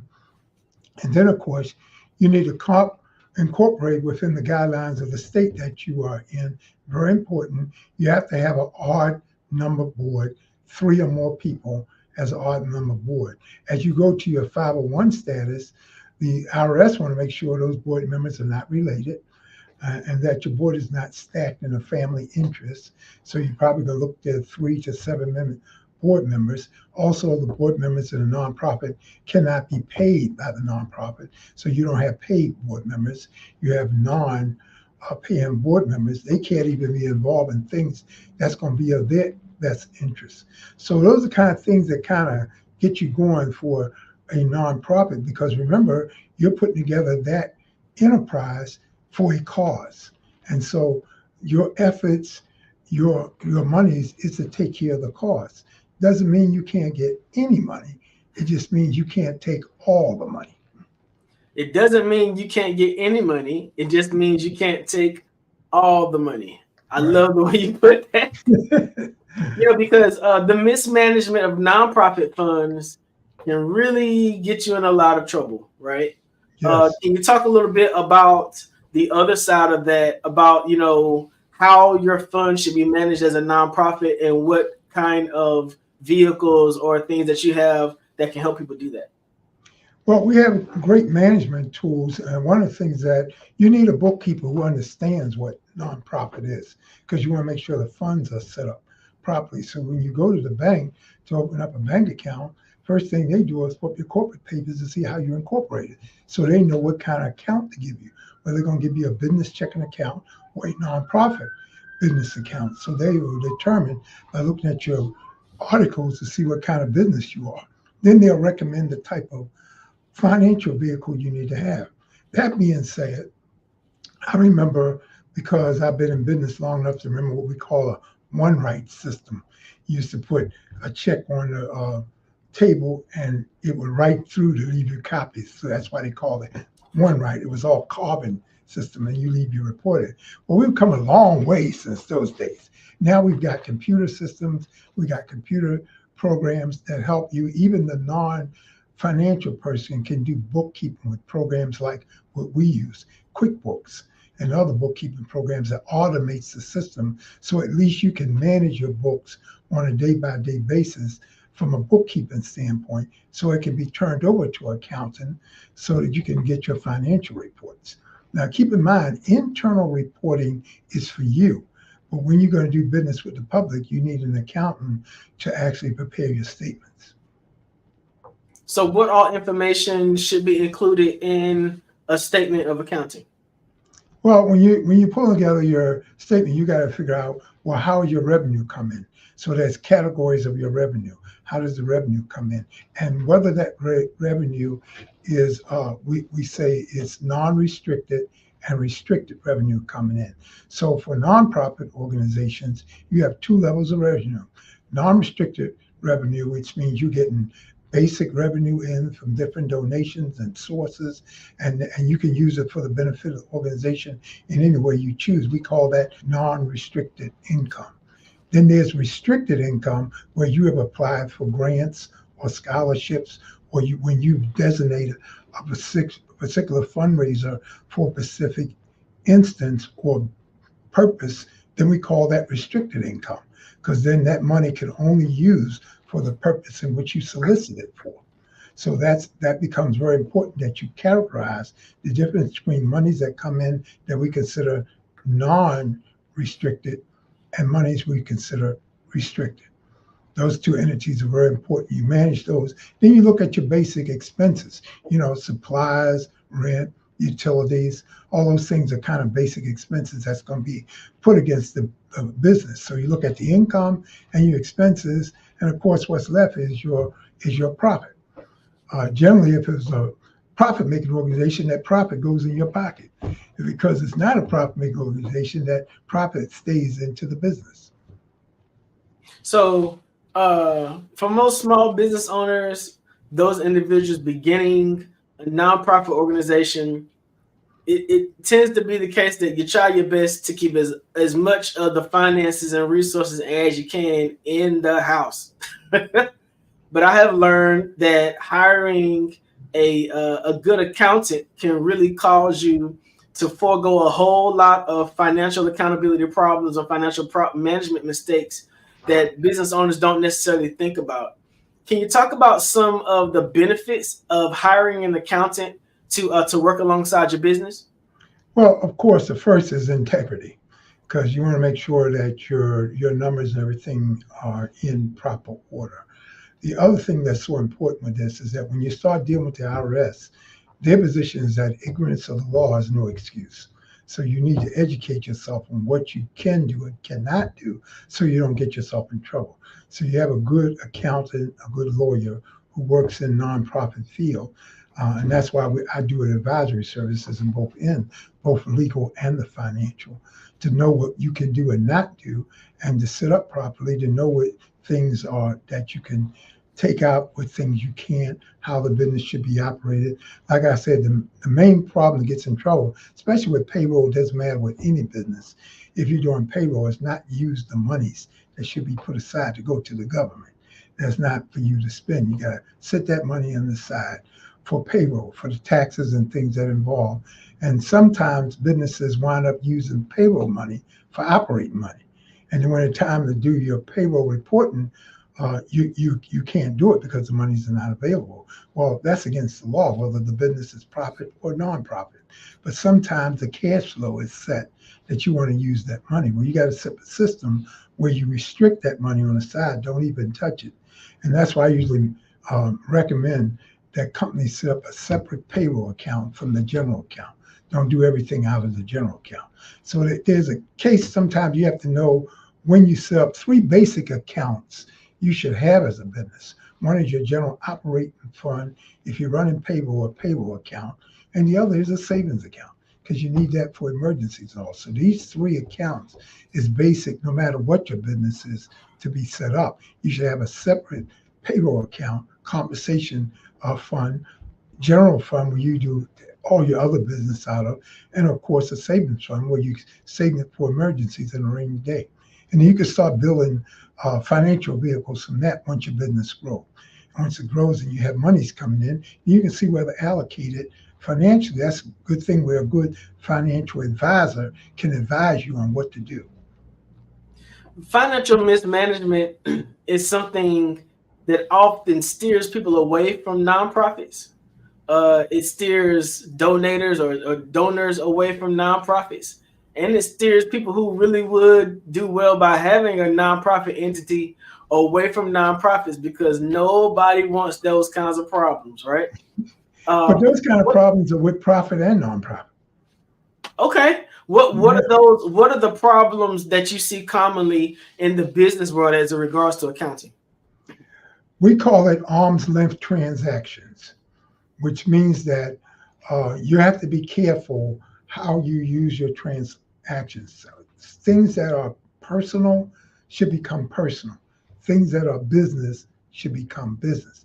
Basically, and this goes for either the profit or nonprofit, the business can only write things personally for expenses that's in the name of that business.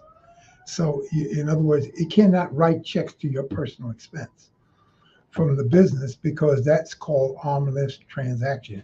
It's like an arm. You do an arm's length, keep your personal stuff over here and keep your business stuff over here. So anything that's operating the business can personally pay for. Anything that's personal, you write yourself either owner's equity check, or you write yourself, you get on your own payroll and take your personal money out of your personal account to take care of your personal expenses. But when you let the business account take care of your personal expenses, that's when you get in trouble. And that's when you have issues with the whole thing. So that becomes very important. So the most thing is the rule that people understand, that check writing is not to pay your personal bills. That's not why you set up the business. It's to take care of the bills of the business. So a lot of small business owners, we begin being the business. We don't have any other employees but ourselves. So are you suggesting that we should have a payroll account in addition to the regular operating account so we can pay ourselves to that kind of service, rather than, I remember my mom and dad, we had household situations happening sometimes. We had business situations sometimes. Sometimes the household had to take care of the business. Sometimes the business had to take care of the house. How do you suggest that a business owner get out of the habit of mixing their financials that way so that they can really be solvent and accountable financially? Well, it can be hard without any financial experience, but what you gave is what 90% of businesses go through. Small businesses having to juggle between. So we set up things like this. There are things you put in the business to start. We call that owner's equity. So as you keep track of that owner's equity that comes in. So we set up the accounting. We say, okay, you're going to begin your business with $5,000 that you personally put into your money. So we call that owner's equity. Then as you start making money, the money that comes in is considered income. And then the money that's spent is considered expense.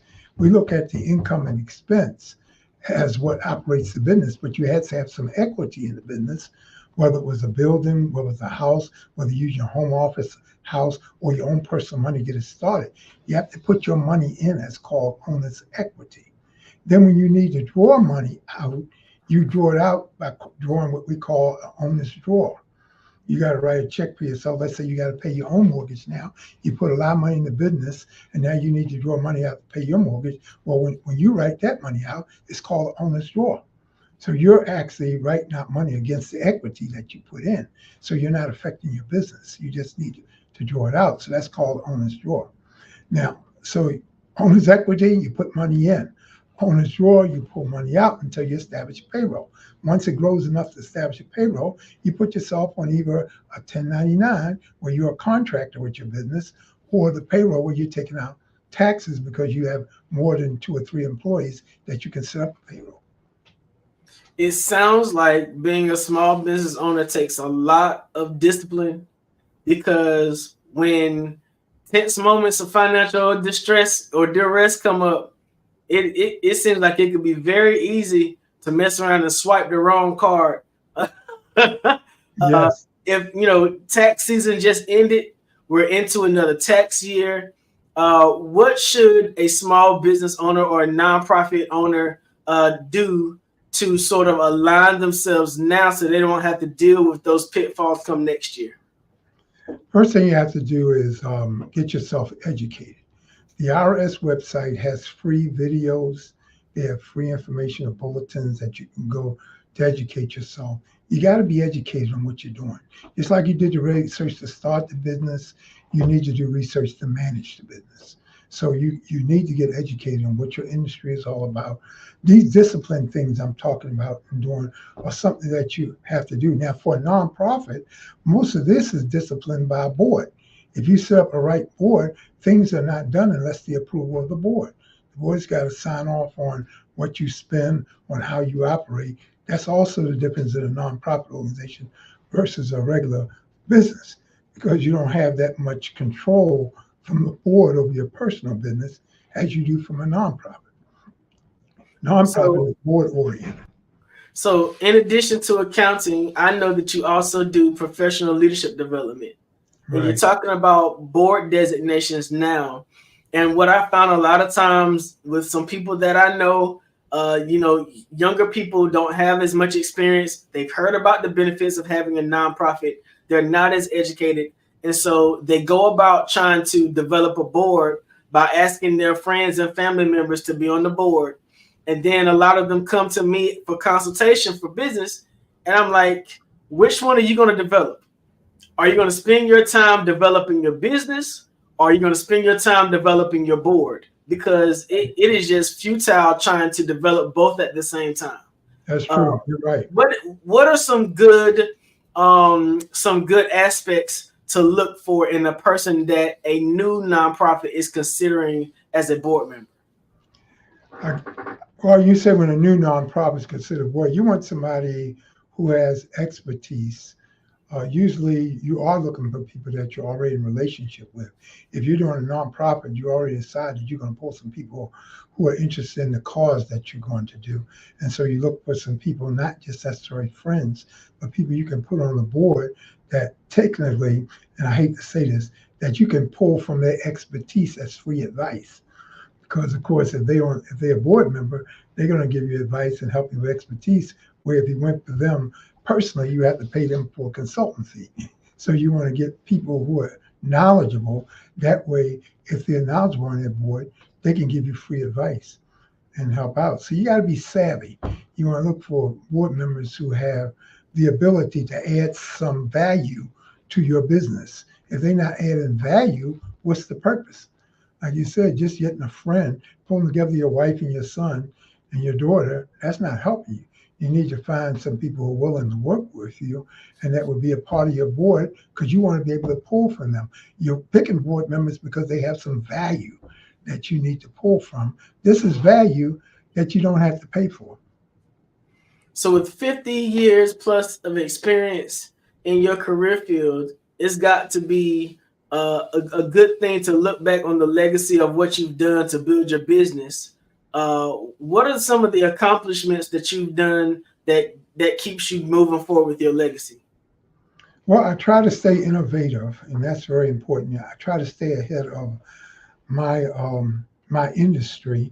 I try to get all the tools to make it interesting. For instance, 20 years ago, I had 20 employees because we had to travel all over the country and do things. Today, I don't need that many employees because everything is computerized. I can have meetings like this where I'm Zooming, where I used to have to fly to a place, get a rental car, go to a meeting, be in the hotel, That's as much as 10 years ago. That's the only way I got around to do board meetings. Now I do board meetings online. So there's a lot now we can do because of technology that have helped the industry. I've put more into the technical piece than I do in the personnel piece because I'm not needed as many personnel because of the technical piece. There's so much you can do with technology. And now with AI, it's even more important. So we just try to stay ahead of the technology that can use and how to make your business more efficient so that the idea is to spend less and make more. That's business philosophy. Spend less and make more. That means your income and your outcome, your accounting sheets, your financial sheets got to be balanced at some point, right? Right, exactly. Wow. Okay, so we're talking about finances, accounting, small business, nonprofits. What does a person need to do to become an accountant? Because you talked about bookkeepers, accountants, then I know there's CPAs. What is the difference between those for those young people who may be watching this looking to start their career fair in financial services? What's the difference between those ranges of aspects of career? I'm glad you asked. Bookkeepers basically just keep the books. They're making sure that the income and expenses are in line. Now, I don't want to devalue that because an average bookkeeper now makes almost $100,000 a year.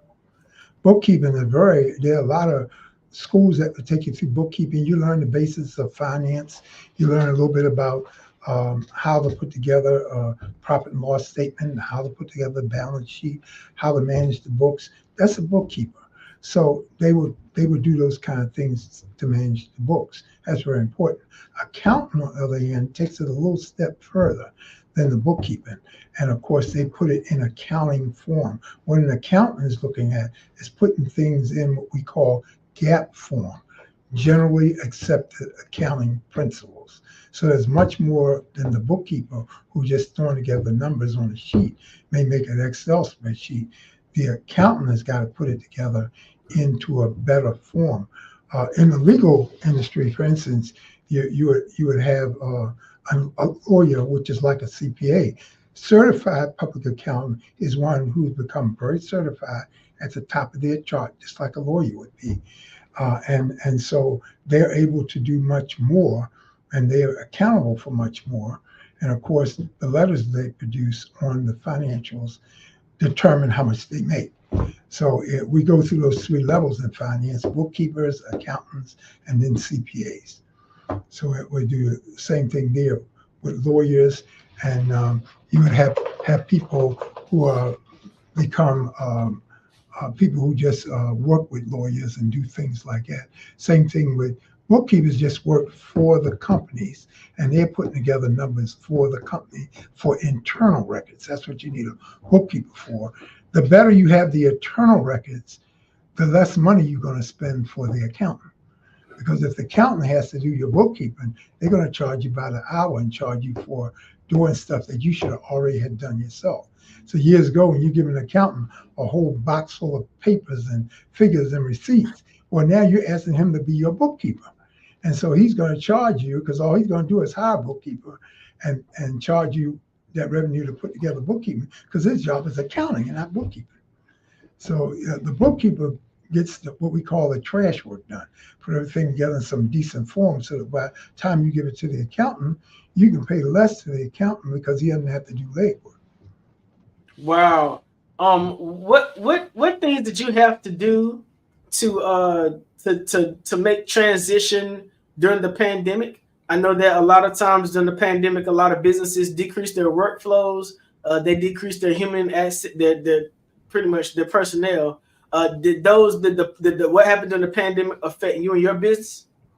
It affected me in a very positive note because, for instance, I've been trying to get a lot of businesses that I have as clients to automate, and they were slow in coming off their desktop and putting stuff in the cloud. People had this scary thing about the cloud. Well, when the pandemic hit, they were forced to go to the cloud. So, which increased my business because my business was already cloud-based with my accounting. So when I linked them up, they could do things from home. They don't have to get to the office to do it. You don't have to deal with people. And they were more inept to get with programs that were cloud-based, and then I can manage them from the cloud, and then found out we can do business meetings on tools like Zoom and StreamYard and others. So it just increased my value with them, and they wound up, why didn't I do this years ago? Because you didn't see the need, or you saw the need to get to the office and then to fly me in, take me places. So I didn't have to do all those things then. Dr. Goff, you celebrated a milestone birthday not long ago. What did you start counting on? Did you all have, like, I know when I was in school, we had TI-85s. They don't even have those anymore, I don't think. What was it that you started counting on, and how has the difference? Say it again. Adding machines. Adding machine. Tick-tock add machine and pulling the lever down. But before that, I came along as a younger man with pencil and paper. Wow. We had to look at the paper and add the numbers up in our head. So we look at a paper. A good accountant was good at numbers. So you look at the paper and you can look down the line and you just add the numbers up. I was like a lot of old accountants. When we went to the ad machine, they didn't even want to deal with the paper on the ad machine. They were so used to doing it in their head, but then people got used to doing mechanical ad machines. And when the calculator came along, there were a lot of accountants that didn't even want to trust the calculator. They were still on the ad machine. So we went from all of those things to go from pen and paper, ad machines, calculators, and now we go through all kinds of things to get things going. I remember you told me one day about how you had one of the first computers in your area. It took up like a whole lot of space in your office space. What was that like, getting a brand new computer back then compared to our little laptops and desktop things that we use now? Well, in my office, we were deciding between, and you find this interesting, Xerox had a typewriter that self-correct, and this is back in 1985. They had a self-correcting typewriter, so you had to keep wasting paper to take stuff out and do whiteout. The typewriter was kind of almost like a computerized typewriter. It had a little screen on the side, and a WYSIWYG screen, they called it. And it hooked to the side, but it was monochrome, hooked to the side of the typewriter. And you could look at the screen and type, and of course you could correct yourself from the screen instead of putting it on the paper. Well, that machine back then was like a $5,000-$6,000 investment in 1985. Typewriter? Typewriter. So the computers were just coming out, big monochrome computers. IBM, they had two large floppy drives. They were You talking about monochrome with the white cursor or the green one? The green one, the green cursor with the two 5 1/4 floppy drives. One was an operating disk, the other was a data disk, and you put that in the machine, and you work from there. Those machines initially were like $5,000 to $8,000. I paid $7,000 for one at a card shop. This card shop was selling those computers. I mean, actual greeting cards. They were selling those things. And this is back in 1985. I still remember it. And a greeting card company. A greeting card company sold you a computer. Yeah. and we were trying to decide whether to get the typewriter or the computer. The problem with the computer is that, of course, software wasn't developed yet. So you had to learn how to use computer language, Alpha and all, to try to create your own. We were using BASIC back then. Were you using MS-DOS? No, not DOS hadn't even created yet. It was BASIC. It was BASIC. We were using BASIC. And we had to try to figure out how to pull together. Access wasn't even created. Excel wasn't created. I remember the first spreadsheets with Lotus.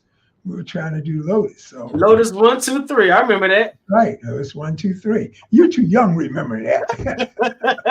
I remember PFS First Choice. Wow. Yep. My parents always made sure that we had a computer in the house as I was growing up because they saw the importance of technology. And that's always something I remembered.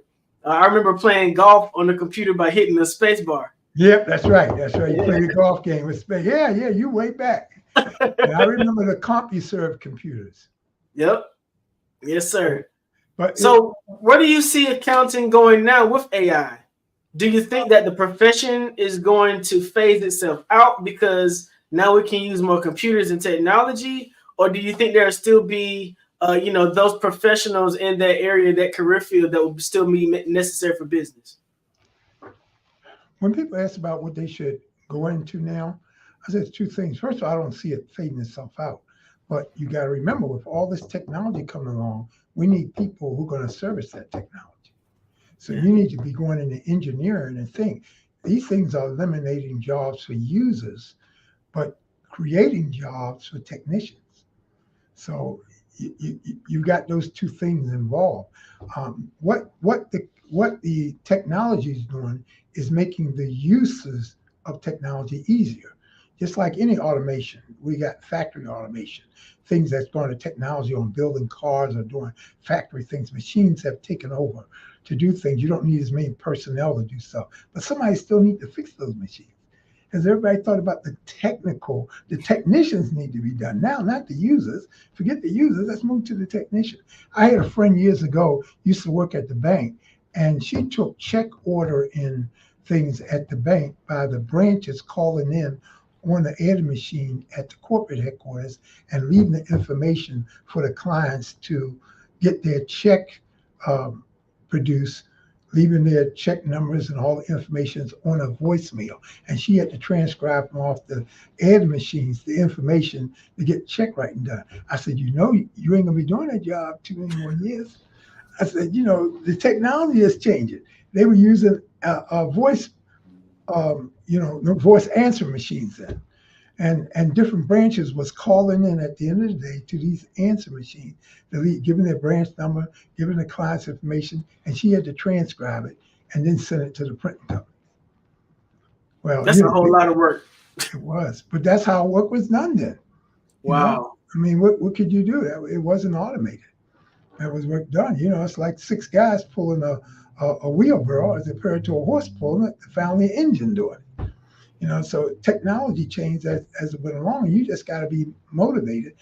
People think, I just turned 75 last year, and a lot of people wonder how I stay ahead of the game. I've always been a good thinker, so I'm always thinking of technology. I'm always trying to stay ahead with the latest things so I can keep myself innovative, so I don't lose behind the game. The people, you're talking about what's happening with accounting and finance and with legal things, the people who don't stay ahead of the technology lose out.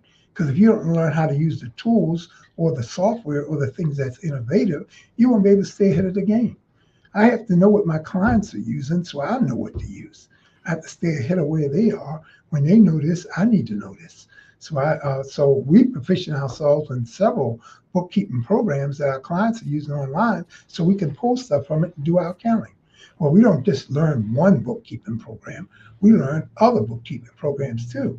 And we have a preferred one we'd rather our clients use, but it don't mean we don't know some of the others. We have to learn some of the others because people always got preferences. And so we learn how to operate through all those preferences so that we can do our job too. So for instance, I use a Mac and a PC because I need to know both formats. So I'm using Mac. I use for some things. The PC I use for some things. I got clients who are Mac clients, and I have clients who are PC clients. So I have to know which elements to work with them on. So it's very important. This has been an amazing wealth of conversation. I really, really wanted to get into succession and estate planning. We just did not have enough time. We're going to have to do this again. Right. But I really appreciate you coming on the Black Business Network, sharing your knowledge and skill set with our listeners. Can you give everybody information about how they can reach out to you for any accounting needs? Maybe there's small business owners or nonprofit organization executives who need to reach out and get your knowledge. Yeah, we have our site is dmgprofessional.com. And we're a national-based organization. We're not just, even though we land in North Carolina, my client base is nationwide. So I'm dealing with nonprofit businesses all over the country. dmgprofessional.com. If you go to our website, you'll get the information off of there. You can email us, you can call us, and we'd be glad to service you. Go to dmgprofessional.com and Dr. Dennis Miles Goffin to take care of all your accounting needs. Thank you again so much, and we'll see you on the other side. Genius is coming, and I'll see you on the other side. Thank you. Wow, what an amazing, valuable conversation about accounting. If you're a Black business owner or if you're a corporate executive, I'm sure he shared some tips with you that can help you along the way. This is the Black Business Expo. The mission is to raise funds for high school seniors going to college or K-12 entrepreneurs. This expo is a fundraiser for students. You can go to www.blackbusinessexpousa.com to donate to the scholarship fund, or you can use the Cash App that's on the bottom of the screen, $BBXUSA. Our goal is to give laptops and up to $5,000 to 10 deserving students. Students can register online at www.blackbusinessexpousa.com. Remember, every dollar counts, so we want to remind you to donate to the scholarship fund. We want to thank our Black Business Expo USA sponsors for April 2024.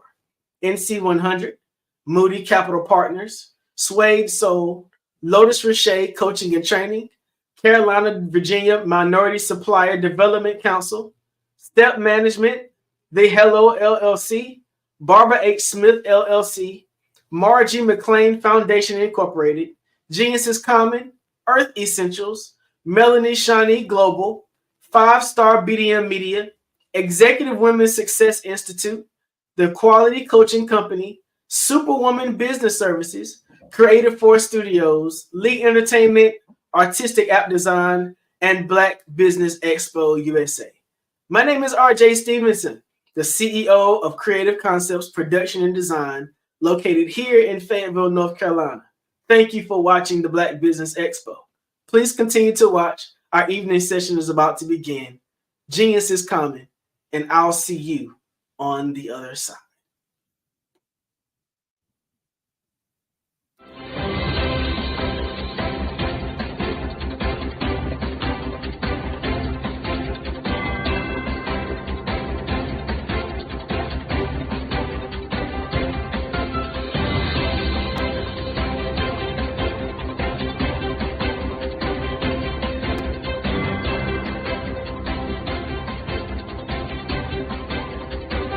Hello, I am Dr. Eric Kelly III, the visionary strategist and founder of the Black Business Olympics. I invite you to showcase your Black-owned businesses on the Black Business Network global stage. The Black Business Olympics is a global Black Business Network platform that propels Black-owned businesses into the international spotlight. By showcasing your business on the Black Business Olympics platform, you can reach a worldwide audience of potential customers, partners, and investors. You can also establish yourself as a thought leader and expert in your field, attract lucrative partnerships, and more speaking engagements. In addition, the Black Business Olympics platform provides a valuable opportunity to connect and collaborate with like-minded entrepreneurs and business professionals from around the world. This can lead to new business opportunities, ideas, and relationships. Finally, by sharing your story and expertise on the Black Business Olympics platform, you can inspire and empower others. This is a powerful way to make a positive impact on the world and leave a lasting legacy. If you are a Black-owned business owner, I encourage you to seize the opportunity to showcase your business on the Black Business Olympics platform. It is a once-in-a-lifetime opportunity to make an indelible mark on the world. Be one of the 1,000 visionary entrepreneurs who are changing students' lives, shaping industries, and leaving an unforgettable legacy for their families. Unleash your voice on our global stage and watch your business thrive. Black Business Olympics is one of the largest Black business showcases in the history of Black business in the world. Yes, the entire world. Just give me a call today at 919 308-9090.